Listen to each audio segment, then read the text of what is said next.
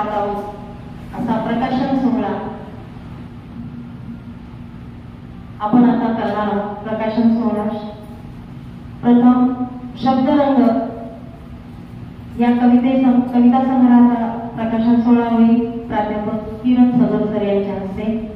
मी या प्रकाशन सोहळ्यासाठी प्रकाशकाला वीरभद्रजी गुळवे सर, विजयाताई आणि उषाताई यांना मंचावर निमंत्रित करते। ज्या क्षणाची आपण सर्वजण आतुरतेने, सर्व कवयित्री, सर्व मैत्रिणी वाट पाहत आहोत तो क्षण आता आलेला आहे। आयुष्यामध्ये आपल्या जे क्षण येतात त्या प्रत्येक क्षणाचे आपल्यावर ऋण असतात।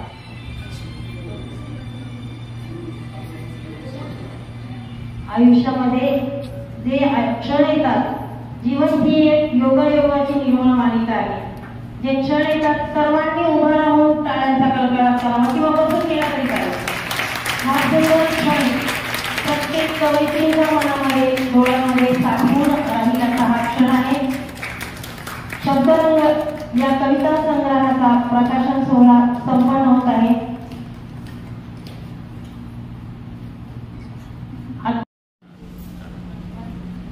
सभागृहातील सर्व उपस्थित मान्यवरांना सादर नमन। आज शब्दांकित साहित्य मंचच्या सर्व सख्यांचा आनंद सोहळा, पुस्तक प्रकाशन, काव्यसंग्रह प्रकाशन, प्रातिनिधिक काव्यसंग्रह प्रकाशन या सर्वांपेक्षा आमच्या मनामध्ये जो आज आनंद आहे त्याचं शब्दात वर्णन करणं अगदी अशक्य। तर आजच्या या सोहळ्यामध्ये आपल्या सर्वांचं स्वागत करते।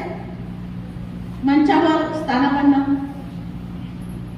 आज आपल्या कार्यक्रमाचे अध्यक्ष माननीय शिवाजीराव गायकवाड सर, प्राचार्य दयानंद महाविद्यालय लातूर, अगदीच महत्त्वाच्या मीटिंग मध्ये असल्यामुळे इथे उपस्थित राहू शकले नाही, परंतु त्यांची आठवण न करता, त्यांचा उल्लेख न करता आपण पुढे जाणं अशक्य आहे।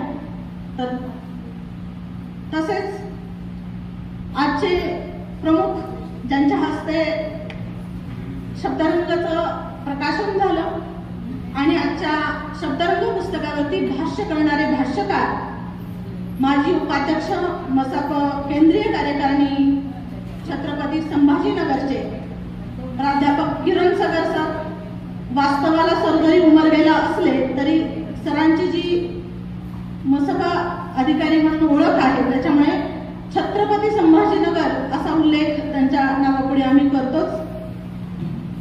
त्याचबरोबर आजच्या भावगंध या पुस्तकाचं प्रकाशन ज्यांच्या हस्ते झालं असे प्रसिद्ध लेखक, व्याख्याते आपण सर्वजण त्यांना ऐकण्यासाठी खूप आतुर असतो। अगदी बऱ्याच जणांना जेव्हा मी पत्रिका पाठवली तेव्हा आणि आमच्या नातेवाईकात सुद्धा अरे ते का ते बोलतात, बसवेश्वरांचं व्याख्यान त्यांनी ऐकलेले अनेक जणांनी, त्यामुळे ते बोलणारे सर असा त्यांचा उल्लेख केला जातो, म्हणजे सर व्याख्याता म्हणून प्रसिद्ध आहेत। आणि असे आपले प्राध्यापक डॉक्टर आशेकर सोलापुरे सर आपल्याला या कार्यक्रमामध्ये अत्यंत मोलाची मदत करणाऱ्या, एवढा सुसज्ज हॉल इथं उपलब्ध करून देणाऱ्या माननीय डॉक्टर सुनीता सांगोले मॅडम, ज्या दयानंद कला महाविद्यालयाच्या मराठी विभाग प्रमुख आहेत आणि आमच्या शब्दांकित साहित्य मंचच्या त्या सदस्य सुद्धा आहेत, त्याचबरोबर त्या अगदी जवळची मैत्रीण सुद्धा आहे।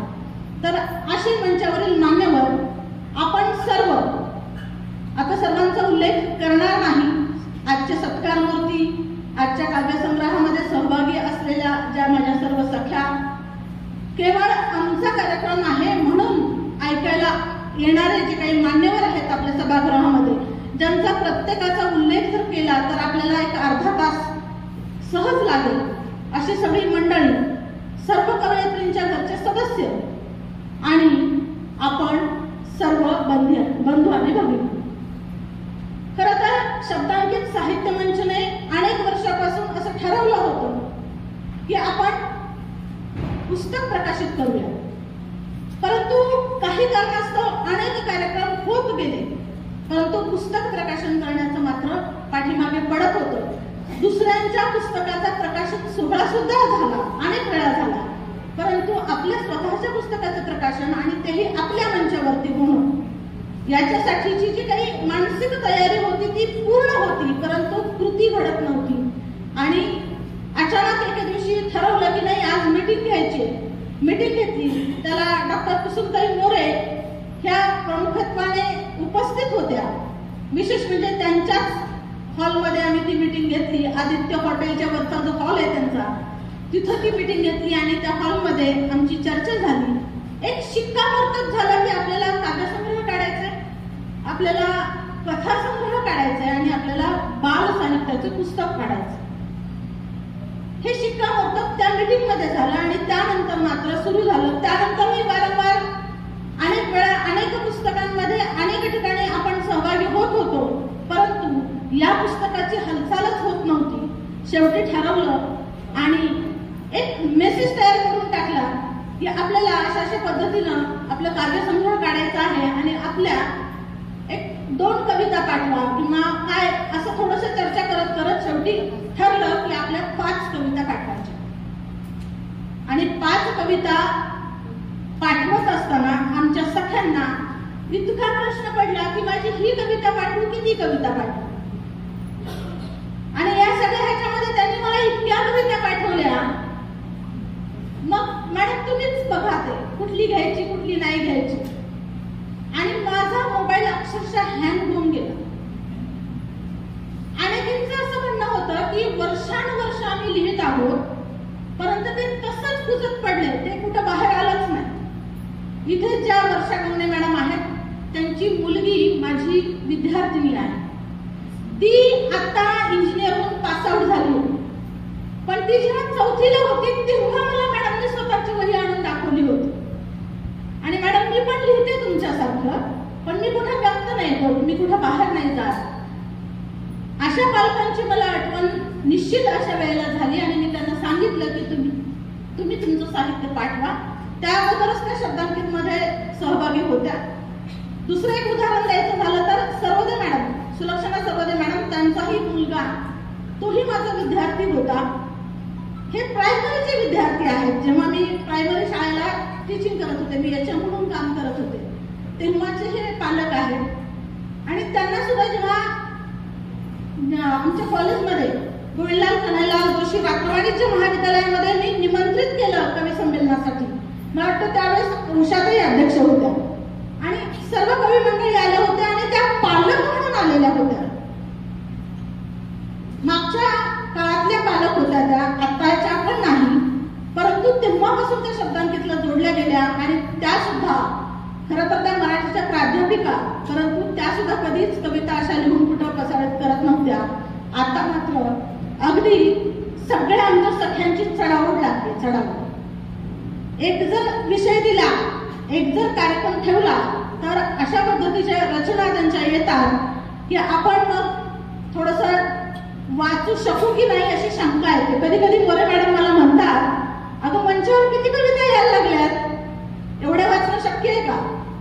तर अशा पद्धतीनं या कवयित्रींचा प्रवास सुरू झाला आणि मग पुस्तक बनण्याकडे प्रवास सुरू झाला. पुस्तक बनण्याकडे प्रवास सुरू झाला तेव्हा सर्वात प्रथम पुस्तक काढायचं म्हणलं लातूरमध्ये की मग राजशेखर सोलापुरे सरांची आठवण येते. कारण त्यांच्यासारखं मार्गदर्शन दुसरं कोणीच करत नाही.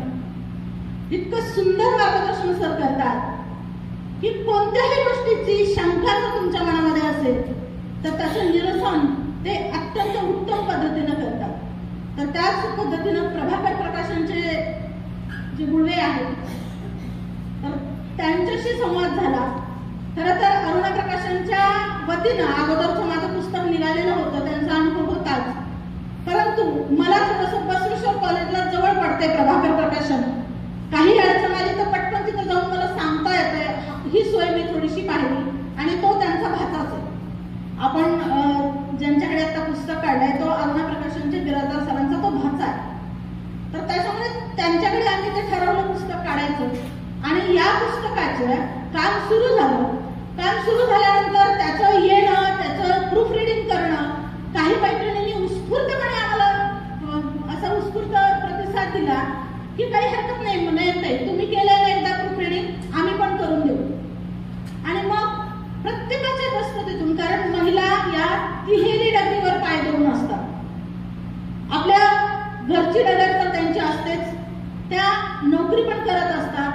तिसरं, त्या सामाजिक क्षेत्रामध्ये, साहित्य क्षेत्रामध्ये पण कार्यरत आहेत. आणि या सगळ्या व्यापातून परत दुसरा काहीतरी उपक्रम करायचा, हे सगळं करणं खूप अवघड असते. परंतु असं सुद्धा उत्स्फूर्त प्रतिसाद त्यांनी दिला आणि हे काम मार्गी लागलं. तर अशा पद्धतीने हे काम सुंदर पद्धतीने समोर आलं. विशेषतः याचे प्रकाशक पहिले आम्ही कोल्हापूरचे जे सागर पब्लिकेशन आहे त्यांच्या वतीने हे पुस्तक काढणार होतो. आपण जर इथंच सुरुवातीला हे पुस्तक काढायचं ठरवलं असतं तर कदाचित ते एकत्र आलं असतं. शब्दरंग आणि भावबंध असे 2 भाग त्याचे झाले नसते. आणि 35 कवयित्रींचा काव्यसंग्रह एकत्र प्रकाशित झाला असता. परंतु त्यांची काही अटी होत्या आणि त्या अटीमध्ये आपल्याला ते पाठवायला वेळ लागला आणि म्हणून आपण त्यांच्याकडे ते पुस्तक काढलं नाही.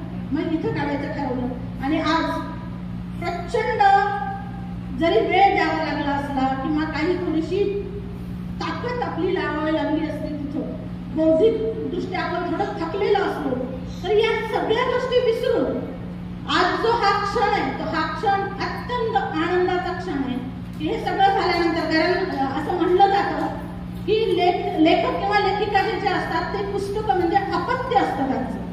कारण स्त्री मुलाला जन्माला घालताना जेवढ्या वेदना ती सहन करते तेवढाच वेदना लेखकाला किंवा कवीला अभिव्यक्तीच्या वेळेस पण होतात आणि पुस्तक प्रकाशित करण्याच्या वेळेस सुद्धा होतात. ती जी प्रोसेस असते ती थोडी किचकट असते आणि त्याच्यामुळे हे सगळं आज जे वास्तवात आलेलं आहे त्याचा अत्यानंद होतोय. आपल्या साक्षीनं आज इथं तो प्रकाशन सोहळा संपन्न झाला. आता या पुस्तकामध्ये कोणत्या विचारांचा समावेश आहे याच्यावरती आपले मान्यवर आजचे भाष्य करणारच आहेत. तर मी आता इथेच माझ्या बोलण्याला विराम देते. सगळ्या कवयित्रींचं पुन्हा एकदा हार्दिक अभिनंदन करते, सत्कारमूर्तींचं अभिनंदन करते आणि थांबते. मनपूर्वक धन्यवाद. अध्यक्ष, व्यासपीठावरील दिग्गज मान्यवर, मी मुद्दाम दिग्गज म्हणते, आणि माझ्या सर्व कवयित्री सख्या आणि कार्यक्रमासाठी जमलेले सर्व रसिक बंधू आणि भगिनींनो, जाणावया दुर्बलांचे दुःख आणि वेदना, जाणावया दुर्बलांचे दुःख आणि वेदना, तेवत्या राहो सदा रंध्रात या संवेदना, धमनीतल्या रुधिरास या खलभेदण्याची आस दे, धमनीतल्या रुधिरास या खलभेदण्याची आस दे, सामर्थ्य या शब्दासन अर्थ या जगण्यास दे, तू तेज दे, तू शक्ती दे, नवचेतना विश्वास दे, तू तेज दे, तू शक्ती दे, नवचेतना विश्वास दे, जे सत्य सुंदर सर्वदा आजन्म त्याचा ध्यास दे, आजन्म त्याचा ध्यास दे. तर सत्य आणि सुंदराचीच कास धरून चालणारा हा साहित्यिक शब्दांकित साहित्य मंच आणि त्या मंचातील माझ्या सर्व सख्या आणि स्पेशली नयनताई यांचे मी खूप खूप आभार मानते. कारण त्यांनी भावगंध या भावनेने गंधाळलेल्या पुस्तकामध्ये माझ्या 5 कवितांचा समावेश केला आणि तो समावेश करून त्या कविता रसिकांपर्यंत पोहोचवण्याची मला जी संधी दिली त्याबद्दल खरंच अगदी मनापासून त्यांची मी कृतज्ञता व्यक्त करते. अगदी खरंय, एकत्र येणं ही सुरुवात असते, एकत्र येणं ही सुरुवात असते, मदत करणं हे संस्कार असतात आणि सोबत राहणं ही प्रगती असते. तर सोबतीने आणि मदतीने एकत्र येऊन माझ्या सर्व सख्यांसह जो हा भावगंध कविता संग्रह नयनताईच्या मदतीने इथे आज प्रकाशित झालाय त्याबद्दल पुन्हा एकदा मी नयनताईचे आभार मानते. आपल्याला माहिती आहे की सर्वांना एकत्रित करून आणि वेळेत हे काम करणं म्हणजे खूप अवघड काम होतं आणि ते अगदी त्यांनी लीलया पार पाडलं.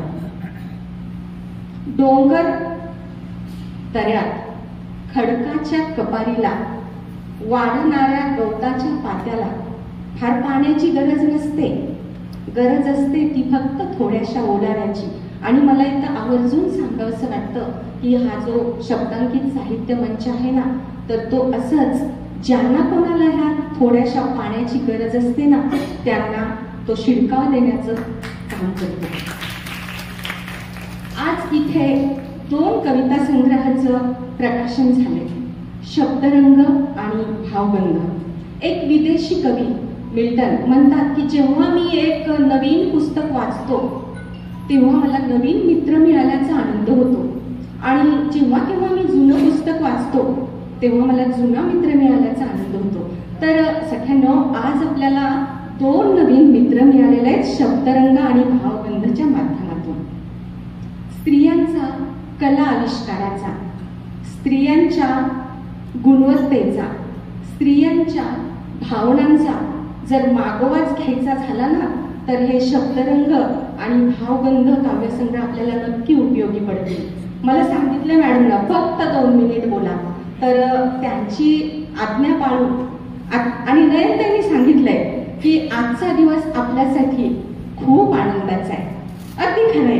आनंदी आनंद सर्वत्र आनंद, आनंदी आनंद सर्वत्र आनंद. आनंद शब्दरंगात आहे, आनंद भावगंधात आहे, आनंद शब्दरंगात आहे, आनंद भावगंधात आहे. लिहिण्यात आनंद, व्यक्त होण्यात आनंद, लिहिण्यात आनंद, व्यक्त होण्यात आनंद. आनंद आज शुभ्र ताऱ्यात आहे, आनंद आज इथल्या वाऱ्यात आहे. तर ह्या आनंदाच्या वातावरणात, ह्या भारल्यागत झालेल्या वातावरणात मी पुन्हा एकदा आनंदमयी अशा 2 पुस्तकासाठी माझ्या शुभेच्छा देते आणि थांबते. धन्यवाद. यानंतर आशा कदम आणि त्यानंतर सत्यशीला कदम, या दोघींना आम्ही थोडक्यात आपलं मनोगत व्यक्त करण्यासाठी बोलवतो. आशा कदम, सत्यशीला कदम. मैफिलीमध्ये रंग आणला त्याबद्दल मी सगळ्यांची ऋणी आहे. आज मला खूप आनंद झाला आहे. सगळ्यांच्या मनाच्या कोपऱ्यातील खंत पानावर उतरलेली, पण तेच पान जुनाट होऊन लागतील की काय या भीतीनं त्या जपणाऱ्या सख्या, त्या शब्दांना नव्या पानावर भावगंध उमटला आहे. माझ्या मैत्रिणीनं असंच लिहित राहावं. स्वातीच्या पावसासारखं कोणत्या तरी जलबिंदूच्या कोणत्या तरी शिपल्यात मोती होईल, कुणाला सांगता येणार नाही.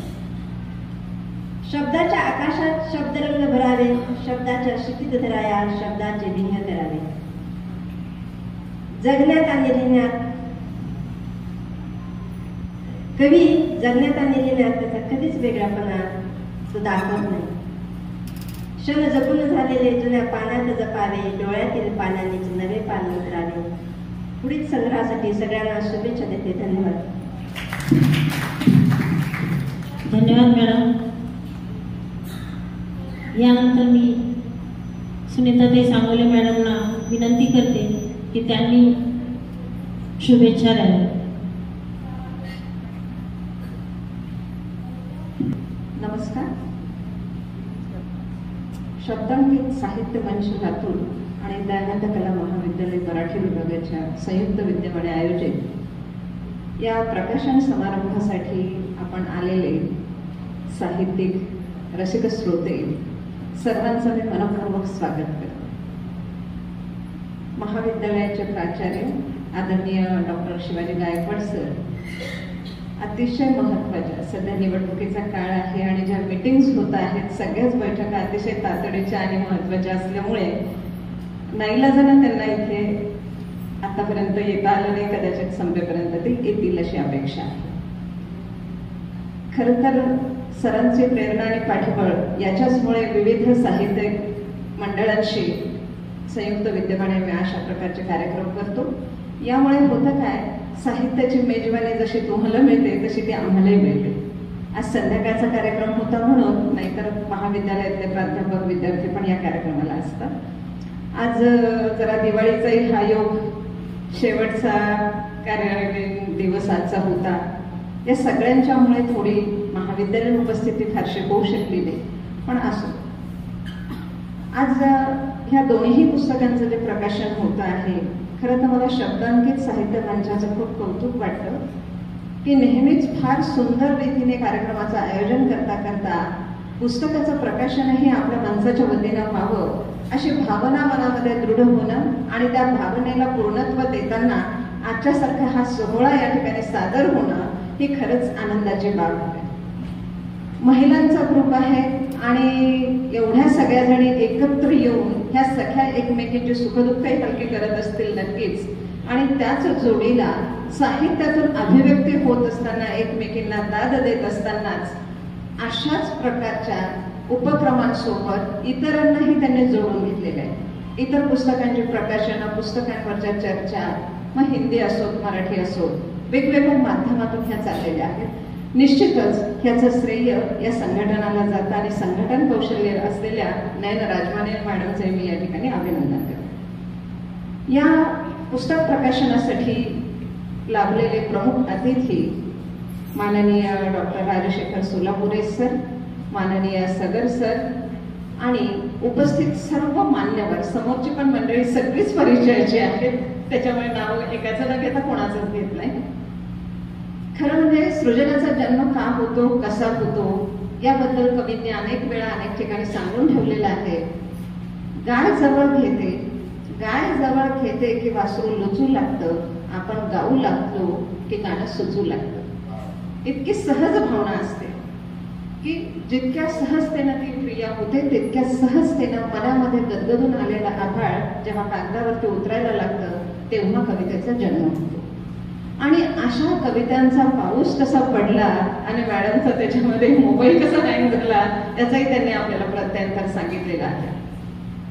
खरं तर साहित्याची सृजनाची निर्मिती होणं ही गोष्ट बुद्धीपेक्षा भावनेशी अधिक निगडीत आहे असं मला वाटतं.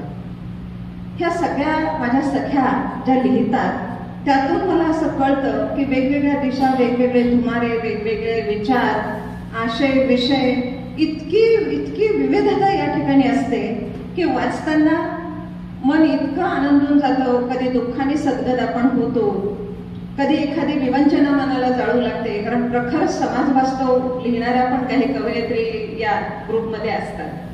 शब्दांकितवरती माझ्या प्रतिक्रिया कमी येत असतील म्हणून सख्यांना मला रागवू नका, पण मी वाचत असते. अभिप्राय वाचत नसते पण कविता नक्की वाचत असते. पण अभिप्राय यासाठी नोंदवत नाही की कोणाचा गैरसमज होऊ नये की याला अभिप्राय दिला मला नाही दिला.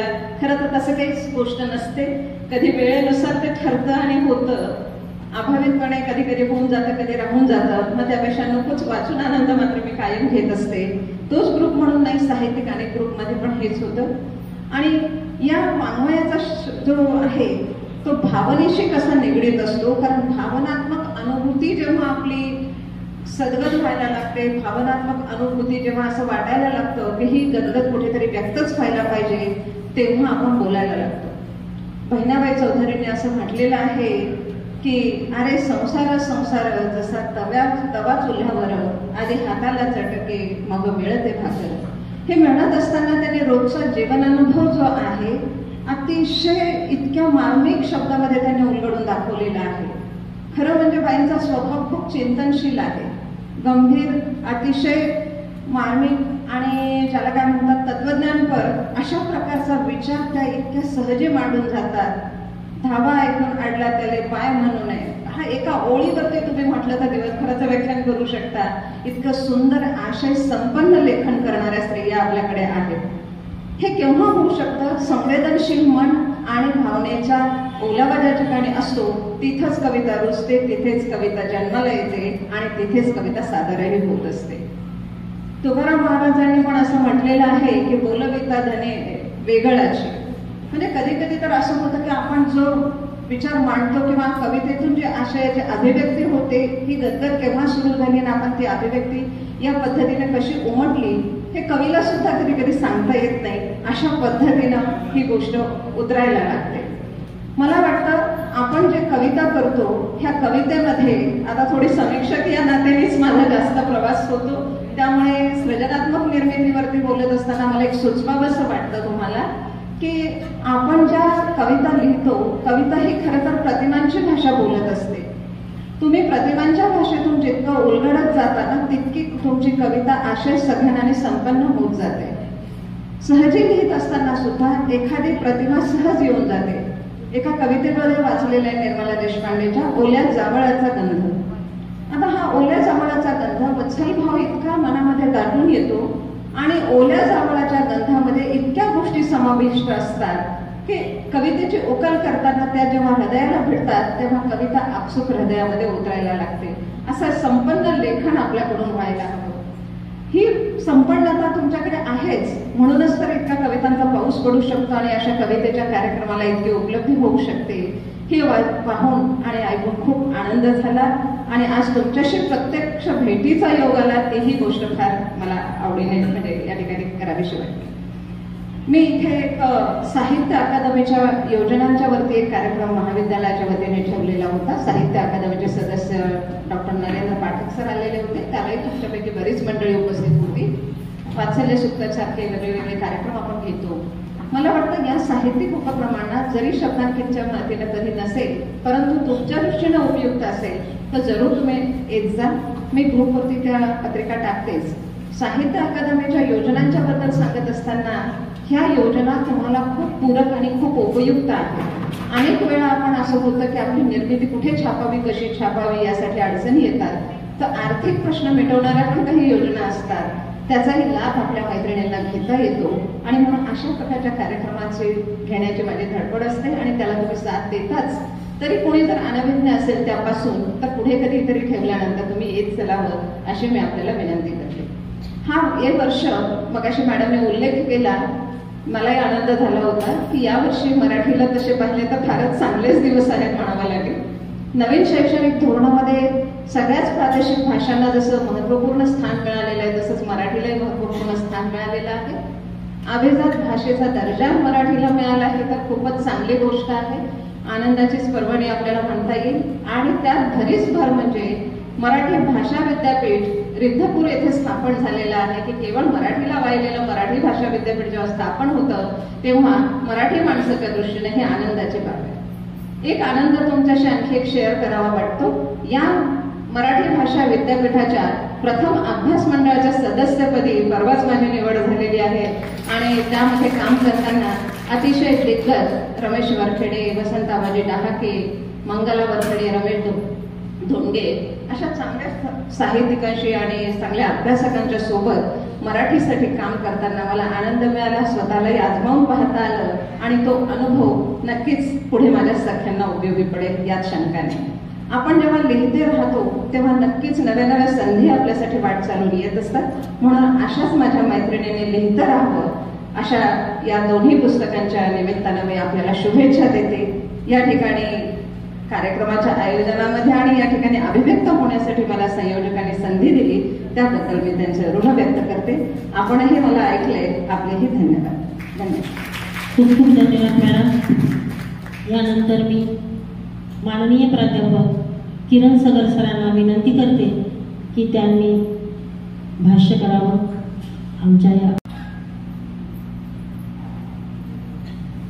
शब्दांकित साहित्य मंच लातूर, दयानंद कला महाविद्यालय लातूर यांच्या संयुक्त विद्यमाने आयोजित केलेल्या या पुस्तक प्रकाशन सोहळ्याच्या कार्यक्रमाचे अध्यक्ष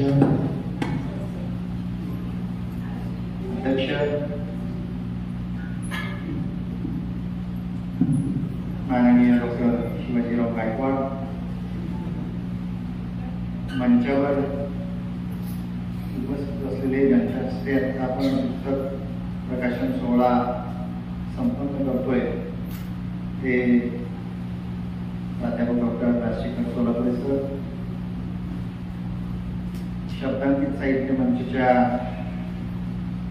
सर्व आणि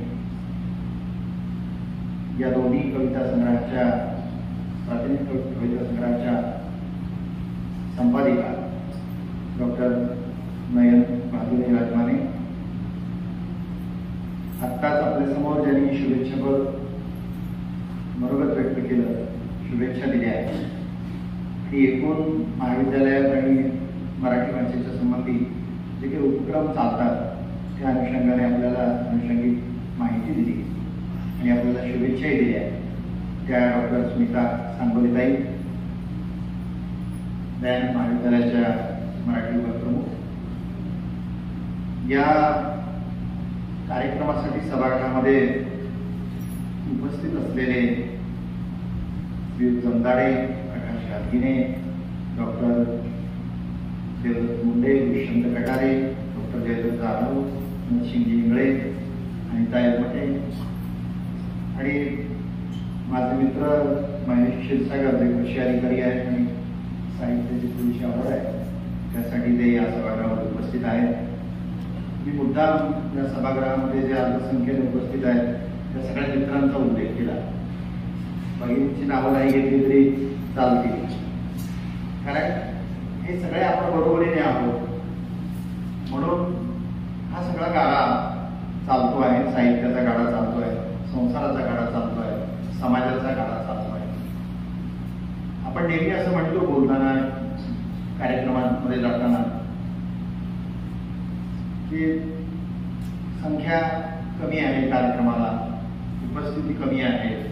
त्याची वेगवेगळी कारणं आपण त्याची कारणमीमांसा करतो. बऱ्याच वेळेला आता सुद्धा संयोजनामध्ये या सगळ्या गोष्टी आहेत.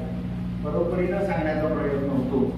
संयोजक आम्हीही नेहमी कार्यक्रमामध्ये असतो त्यावेळेला आमच्याकडनं होत जातात, परंतु काही वेळेला काही मूलभूत गोष्टी आपण लक्षात घेतल्या पाहिजे की असं का होतं. मग आपल्याला या गोष्टीच्या सगळ्या गमती लक्षात घ्यायला लागतात. बऱ्याच वेळेला आमच्याकडे आमच्यासाठी सांगत असतात की कार्यक्रमाला उपस्थिती नाही वगैरे. आमच्यासारखे काही कार्यकर्ते आहेत की त्यांना सवय सोबतीनं काम करायची. म्हणजे आपली सखी किंवा बायको कार्यक्रमामध्ये उपक्रमांमध्ये सातत्यानं सोबत घेणं, म्हणजे हे कळतंय किंवा काय कार्यक्रमाच्या अडचणी काय होतात, संयोजनातली काय अडचण असते किंवा समाजामध्ये एकूण काय चाललेलं असतं ते बरोबरीनं कळतं. म्हणजे आनंदही मिळतो, दुःखही कळतं, त्या वेदनाही जाणवतात, सगळ्याच गोष्टी बरोबरीनं साथी म्हणून आपण घेतो. केवळ एक 7 पावलं माझ्याबरोबर चालत येईल, मग फेऱ्या मारू आपण आणि मग तुला पुन्हा घरात बसून ठेवू, अशा पद्धतीच्या गोष्टी करणारे लोक आपल्याला सातत्यानं दिसतात. आणि पुरोगामी कुटुंबामध्ये सुद्धा या सगळ्या गोष्टी घडताना आपल्याला दिसतात. म्हणजे सातत्यानं म्हणजे समानतेच्या वगैरे वगैरे सगळ्या गोष्टी समाजामध्ये सुद्धा हे घडताना आपल्याला दिसतं. आणि मग आमचेच काही मित्र म्हणजे पहिल्या कार्यक्रमाला येतच नाही असं ते सांगणार. मग मी म्हणतो मित्र, अरे तू येताना एकटा आलास, कधीच महिना काही आणि मग तुला इथे महिला पाहिजे किंवा या सभागृहामध्ये किंवा आणखी कुठल्याही कार्यक्रमामध्ये उपस्थिती पाहिजे. आपण कुणाकडनं अपेक्षा करणार की कुठून आणणार? दुसऱ्या देशातून आणतो आपण, त्या बाहेरच्या राज्यातून आणता येईल आपल्याला, ही उसनवारी कशी करता येईल? तर तेव्हा मी माझ्या आता मूळ विषयाकडे वळतोय. माझ्याकडे जी जबाबदारी दिली होती आणि खूप आवर्जून फोनवर सांगितलं होतं ते शब्दरंग या पुस्तकाचं प्रकाशन झालं असं मी जाहीर करतो. दुसरी आपली जबाबदारी थोडापर्यंतकडे आहे, ते त्यांच्या वेळेला ती जबाबदारी पार पाडतील, ते त्याच्या संबंधीने सांगतील. तेव्हा राजमानेनी बाजूने मला सांगितलं की या पुस्तकाच्या प्रकाशनासाठी यायचं आहे. माझ्याकडे एवढा लटका लावला त्यांनी की याच्यासाठी तुम्हाला 4-5 दिवसामध्ये मला प्रस्तावना लिहून द्या. मी म्हटलं हे कसं शक्य आहे? कामाची सगळी घाई असते, अनेक गोष्टी असतात, तो अंक वाचायचा, तेवढ्या कविता वाचायच्या वगैरे. परंतु त्यांनी आग्रह केला की मला लवकर अंक काढायचा आणि ते वेळेत त्या लोकांना द्यायचा आहे आणि त्यांच्याशी आमचा करार झाला. आणि मग त्यांचा करार मोडू नये म्हणून मी त्यांचा तो करार मान्य केला आणि त्यांना वेळेत माझी ती प्रस्तावना पोहोचवली. आणि त्याच्यासाठी मग हे सगळं वाचावं लागलं. सगळ्या कविता मी ज्या वेळेला वाचल्या आणि मग त्या अनुषंगाने तुम्हाला बोलायचं ते असं की प्रस्तावना लिहिताना मी त्याच्या काही अगोदर काही गोष्टी लिहून दिलेल्या आहेत त्या प्रस्तावनेने. त्याच्या तपशिलात मी जाणार नाही, ते तुम्हाला वाचायला मिळेल. पण सूत्ररूपाला मी तुम्हाला सांगतो की आज अत्यंत आनंदाचा दिवस आहे.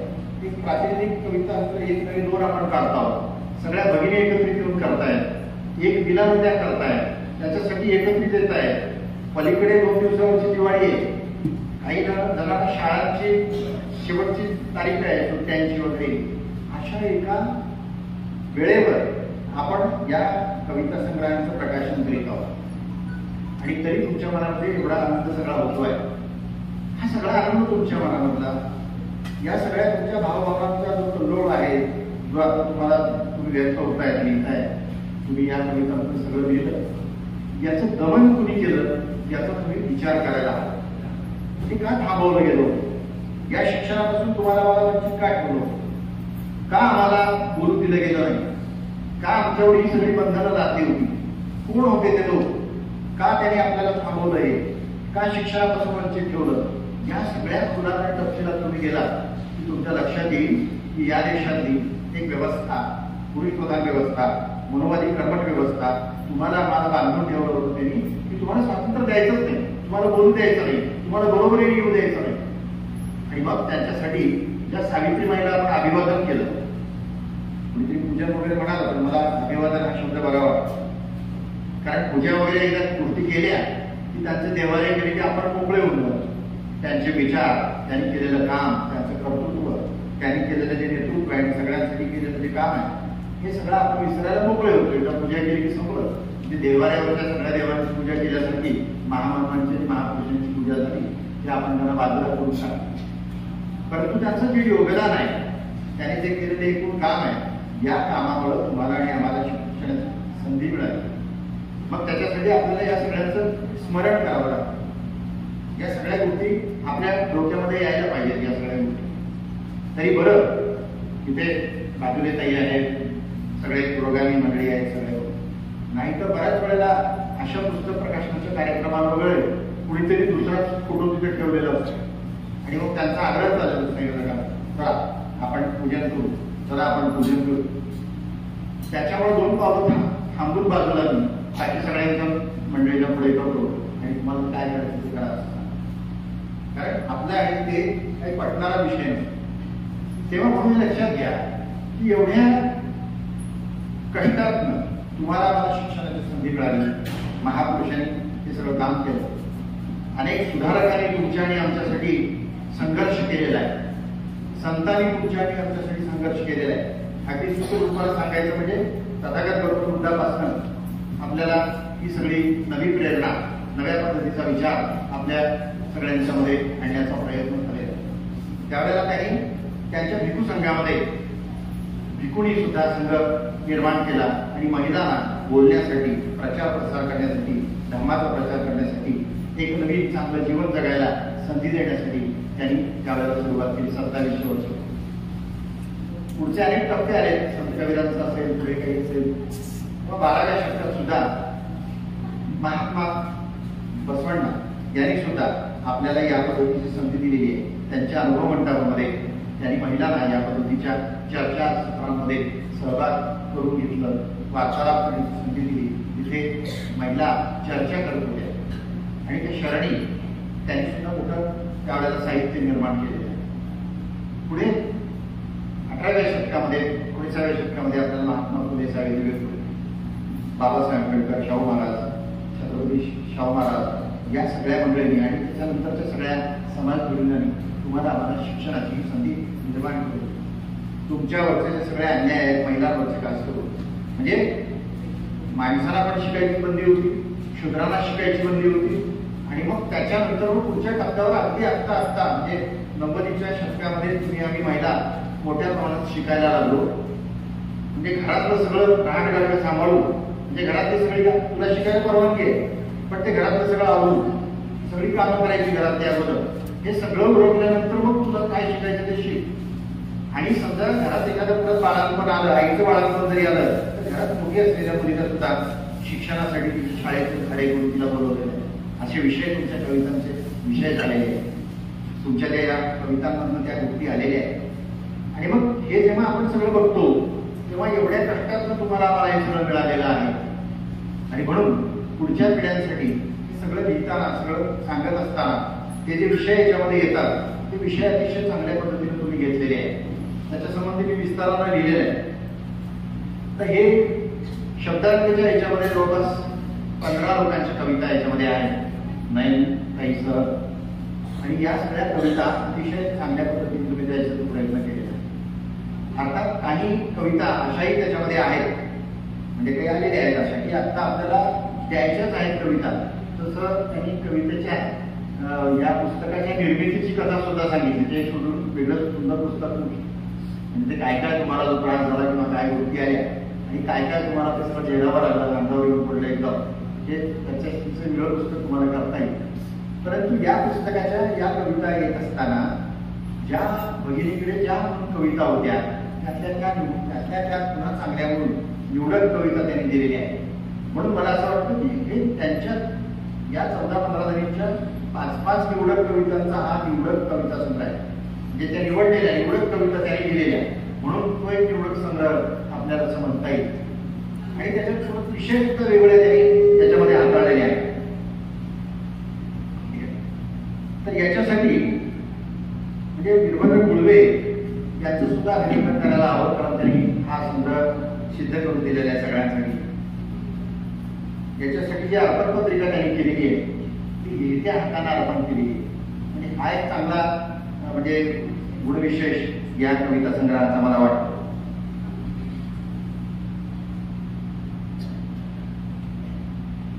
तर याच्यातल्या काही कवितांच्या संबंधी मला वाटतं मला थोडंसं बोलायला आवडेल. वेळ बराच झालाय आणि ज्यांच्या कविता आहेत त्यांचा उल्लेख आणि त्यांच्या कवितेचा जर संदर्भ आपण जर बोलून आलो तर त्यालाही सुखावणार आहे. आता हे निश्चित आहे की काही मंडळींना तो कविता संग्रह घेऊन प्रत्यक्षात वाचायचा आहे. ती प्रस्तावना त्यांना वाचायला मिळणार आहे, कारण ती लिखित स्वरूपामध्ये सांगता येईल. त्याच्यामुळे खूप विस्तारात मी जाणार नाही, पण ती ठराविक कवितांचा उल्लेख मला करावा वाटतो. खरं तर असं नाराज व्हायची शक्यता आहे काय बघितली की आत्ता आम्ही 14-15 जणांनी याच्यामध्ये लिहिलंय आणि मग फक्त 4 जणांच्या संबंधी म्हटलं सरांनी तेवढ्याबद्दलच बोललो, म्हणजे त्याच काही विशेष होत्या का किंवा त्यांचा काही म्हणजे सरांचा पूर्वपरिचय होता का म्हणूनच त्यांची नावं घेतली का, तर कृपा करून असं काही गैरसमज करून घेऊ नका. हा पूर्ण सगळं तुमच्याकडे आहे आणि त्याच्यातल्या त्या प्रस्तावनेमध्ये सगळ्यांचा नामोल्लेख करून त्यांची कुठली कविता आवडली आणि का आवडली याच्या संबंधी विस्तारानं त्याच्यामध्ये लिहिलंय. या कविता संग्रहातली वृषाली पाटील यांची एक कविता आहे. तर दैनंदिन संसार माझे घर पंढरपूर या रचनेतून त्या ठामपणे त्यांना ते सांगायचं त्यांनी ते सांगितलंय आणि पुढे जाताना त्यांनी ते लिहिलंय. म्हणजे याच्यातनं लक्षात येतंय की त्यांनी काय सहन केलंय आणि आजही त्यांना ते काय सहन करावं लागतं. आपण हे सगळे बुडबुडे होतात, म्हणजे समानतेच्या गोष्टी आहेत, खूप सगळ्या चांगल्या गोष्टी केल्या किंवा सरकार काहीतरी भगिनींसाठी काहीतरी योजना जाहीर करतं वगैरे वगैरे या सगळ्या गोष्टी. परंतु अजूनही कुटुंब व्यवस्थेमध्ये काय दमन होतं हे त्यांनी कुठेतरी पाहिलं असेल, ऐकलं असेल, वाचलं असेल, स्वतः सहन केलं असेल असं मी म्हणणार नाही. असेल तर तेही असू शकतं. परंतु परपीडा म्हणजे इतरांचं सुद्धा दुःख जाणून घेऊन जे लिहिलंय ते मी आपल्या समोर ठेवतो. ते त्या म्हणतात की मोठ्या वाड्याचे खुजे असते दार जिथे श्वासावर लाख पडलेला. म्हणजे मोठ्या वाड्याचे खुजे असते दार तिथे श्वासावर लाख पडलेला अशी गंभीर सुरुवात करीत त्या पुढे येतात. धान्याचं बळल आणि साखरेची कृती 2 घासासाठी भाकर लागेना. म्हणजे घरदार मोठे वाडे त्यांची चिरंतनी सगळ्या या गोष्टी आणि मोठे वाडे भले मोठे त्याचा विस्तार प्रचंड आणि त्याच्या भिंती जशा चिरेबंदी आणि कडक आहेत तशाच तिथल्या लोकांच्या मानसिकता सुद्धा तशाच तेवढ्याच चिरेबंदी आहेत आणि तेवढ्याच कडक आहेत. आणि तशा त्या बंदिस्त घरामध्ये अशा ज्या भगिनी आहेत, राहतायत, जीवन जगतायत, तर त्यांना सुद्धा असं बंदिस्त करून ठेवलंय. काय म्हणतात त्या बाई की धान्याची बोलत आणि साखरेची पोती आहे पण 2 घासासाठी भाकर हाती लागेल. म्हणजे इतकं सगळं असून सुद्धा या सगळ्या गोष्टी आहेत. किंवा मोठ्या वाड्याचे खुजे असतेदार आणि श्वासावर लाख पडलेला. म्हणजे एकीकडे तुला हे सगळं दिलंय, म्हणजे सोन्या नाण्याने बनवलं जातं, पहिला सगळ्या गोष्टी दिल्या जातात, तिचं पूजन होतं, तिला तिचा गौरव करतात, काय म्हणजे तिला लक्ष्मी म्हणतात वगैरे वगैरे. परंतु तिला जेव्हा प्रत्यक्षात वागवायचं आहे त्यावेळेला पुढची आणखी एक कवयित्री असंच म्हणून जाते. तिचं नाव आता याच्यामध्ये तपशिलात गेलं की आपल्याला ते सापडेल.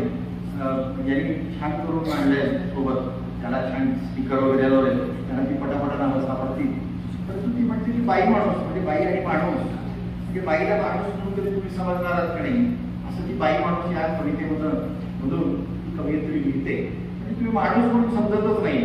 म्हणून मी जसं म्हटलं की तिला म्हणजे देवता वगैरे म्हणायचं सगळं वगैरे, आणि तिला मात्र माणूस तिची वागणूक द्यायची नाही, तिला कुंकून टाकायचं, तिला अंधरुढी परंपरांच्या शंखलेमध्ये बांधून टाकायचं सगळ्या. होय होय का? हा, ते त्या म्हणतात त्यांचीच कविता आहे. तर ते या पद्धतीची मांडणी समाजरचनाची बंदिस्त करून ठेवलेली आहे. तिचा गौरव करायचा, उदात्तीकरण करायचं, आणि दुसऱ्या बाजूला मात्र तिला म्हणजे दमनशाहीने ती दडपून ठेवायचं, तिला काहीच करायचं नाही, तिला बंधनात टाकून ठेवायचं. अशा पद्धतीची व्यवस्था, ही लबाड व्यवस्था, पुरुषी व्यवस्था, मनुवादी व्यवस्था, कर्मणी व्यवस्था आपल्याला म्हणजे हळूहळू किरकिरी करायची आहे, तिला थांबवायचं, आणि ते करायचं काम तुमच्या हातामध्ये आहे. म्हणजे या कवितेमध्ये तुम्ही जे स्त्री पुरुषांच्या संबंधी लिहिले, आणखी काही अत्याचाराच्या संबंधीच्या कविता लिहिलेल्या आहेत, या सगळ्या ज्या गोष्टी लिहिल्या आहेत नाही, तर या गोष्टी घडू नये त्याच्यासाठी तुम्हाला आणि आम्हाला पुढच्या पिढ्यांवरचे संस्कार करणे हा विषय आहे. शाळा महाविद्यालय तर असतील, शिक्षक असतील, गुरुजन असतील, परंतु आपण स्त्रिया म्हणून सुद्धा तुमच्या आमच्या घरामध्येच हुंडाबळी देणारा पुरुष जन्माला येणार नाही, असा घर नराधम जन्माला येणार नाही, याची तुम्हाला आणि आम्हाला काळजी घ्यायची. तू कुठे दुसऱ्याच्या घरात जन्माला येणार नाही, तुमच्या आमच्याच घरात जन्माला येणार.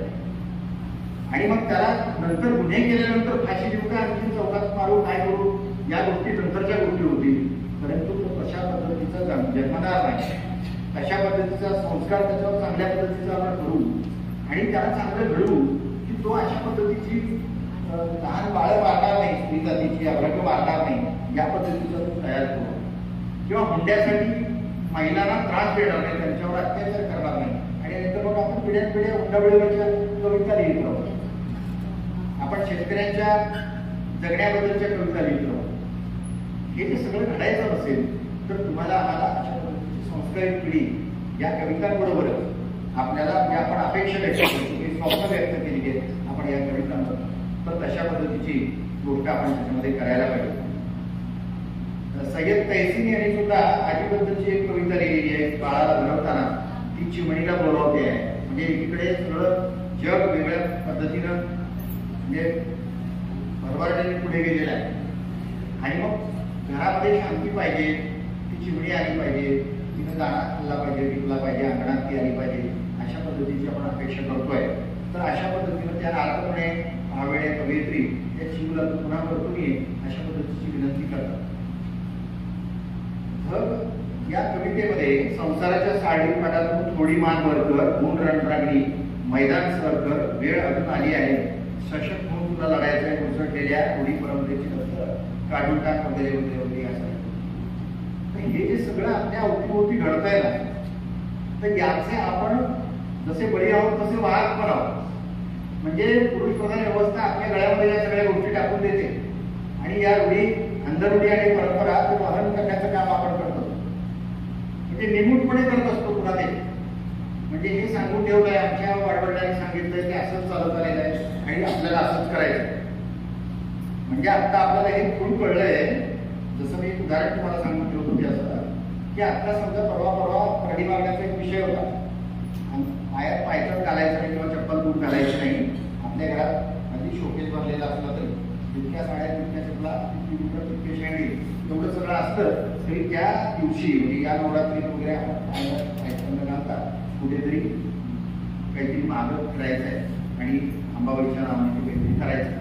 या पद्धतीतून मागितलेल्या सगळ्या गोष्टी मग आपल्याला खायचे आहे, मंगारे खायचे आहेत वगैरे सगळ्या गोष्टी. या ज्या पूर्वीच्या परंपरा होत्या त्यावेळेला जे वेगवेगळे आजार होत होते त्याच्यासाठीचे त्या परडीचे वगैरे विषय होते. आता कालबाह्य झालंय सगळं, तरी सुद्धा आमच्या आणखी बऱ्याच भगिनी अतिशय अपडेट होऊन व्यवस्थित पद्धतीनं सगळ्या म्हणजे साजेशंकार करून असं काहीतरी परडी मागायला वगैरे जाताना दिसतात. आता काय त्याला सुसंगत आपण वागलं पाहिजे, काल सुसंगत वागलं पाहिजे. आणि मग पुन्हा कवितेचे विषय असे आपण पुरोगामी लिहितो आणि प्रतिगामी पद्धतीने जगायला लागतो. आणि हे का तर आमच्या घरात हे करून ठेवलेलं आहे आणि म्हणून आम्ही ते करत राहतो अशा पद्धतीच्या गोष्टी. तेव्हा रूढी परंपरेला जर आपल्याला निश्चितपणे जर फाटा द्यायचा असेल तर ही सुरुवात पुरुष मंडळी करणार नाही, कारण त्याला त्याच्यातून काहीच करायचं प्रतिमानाला त्याच्यानं पुढचं गेल्या कधी प्रतिमागायला अमरावतीचं दोघं एखादं दुसरा बापाकडून गेला असं, पण सगळ्या महिलाच जातात बिचाऱ्या, त्यांनाही सहन करावं लागतं, त्यांनाही सहन करावं लागतं. आणि म्हणून तू मुकाटपणे ते कर, हे तुला जोडून दिलेलं आहे, तू सासू करतो तू पुढे कर, अशा पद्धतीच्या गोष्टी सांगितलेल्या असतात. आणि पुढे त्याचं दायित्व म्हणून पुढे आपण आपली आलेली स्कूल तिला सुद्धा सांगायला मागे पुढे वाद नाही, जर तू पण असं करता येईल बघ. आणि आपण काय करत असतो आपल्या मुळाच्या राहण्या आणि त्याच्यासाठी आपण हे करूया. म्हणजे लग्न झाल्या आपण कुलदैवताकडे घेऊन जातो आणि मग ते तिला मुळाचं सगळं शिकवायला लागतो. ती शिकलेली असली तरी ती इंजिनियर आहे, ती डॉक्टर आहे, ती आणखी काही आहे, शिकलेली आहे, ही मोठी म्हणजे विद्वान आहे, तर तिच्याकडे कुलाच्याकडे चाराकडे आपण घेऊन जातो. आणि मग कवितेचे विषय मात्र पुन्हा अशा पद्धतीने आपल्याला रिव्ह्यू होऊन येताना दिसतात. हे विषय जर असे यायचे नसतील पुन्हा पुन्हा तर तुम्हाला हा बदल घडवायला लागेल आणि त्याच्यासाठी तुम्हाला पुढे जावं लागेल. क्रांती मोरे, डॉक्टर क्रांती मोरे म्हणून म्हणजे कवयित्री आहे, तर त्यांनी या संग्रहातील कवयित्री नावाप्रमाणे क्रांतिकारी रखमा या कवितेत नकळतपणे पांडुरंगाकडून युगायुगे जो अन्याय झाला म्हणजे बघा कवयित्री, आणि हे सगळं कवी आणि कवयित्रीच करू शकतात. म्हणजे पांडुरंगाला तिने जबाब विचारला. त्या भगिनी म्हणतात की विठ्ठला जरा इकडं बघ, कमरेवरचे हात खाली सोड आणि मदत करायला ये राहणार, म्हणजे हे सगळं आवरायला, घरातलं काम आवरायला इकडे ये. रुक्माई म्हणते त्या कवितेत विठ्ठलाला म्हणजे देवाला सुद्धा आव्हान द्यायची प्रक्रिया या पद्धतीने एखादी कवयित्री करू शकते किंवा कवी करू शकतो. हे अन्य कोणी करू शकत नाही, ही हिंमत त्यांच्याकडेच असते. परंतु जशी हिंमत आपण ही कवितेमध्ये दाखवतोय, याच्यामध्ये करतोय, हे सगळं आपण बोलतोय, या पद्धतीनंच अशीच हिंमत आपण समाज व्यवस्था बदलण्याच्या प्रक्रियेमध्ये आपण ती करायला हवी असं मला वाटतं.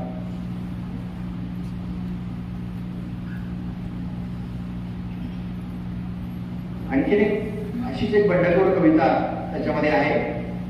तुम्ही कराल तेच मी करणार, तुम्ही नसाल कमरेवरचे हात सोडणार, तर मीही कमरेवर हात ठेवून अशी उभी राहणार.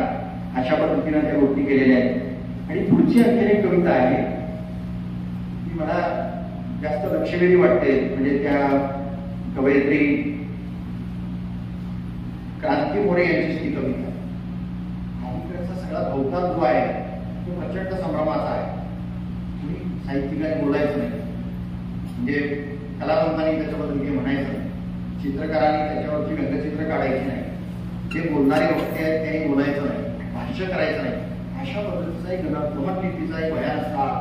आणि या काळाच्या वर अनुराधा पाटील ज्यांना नुकताच याचा साहित्य अकादमीचा पुरस्कार मिळाला आहे, त्यांचा कविता संग्रह आलेला आहे आत्ता वाया सगळ्या मुलीत खाली. त्यांनी त्याच्यावर जोरदार लक्ष केलेलं आहे.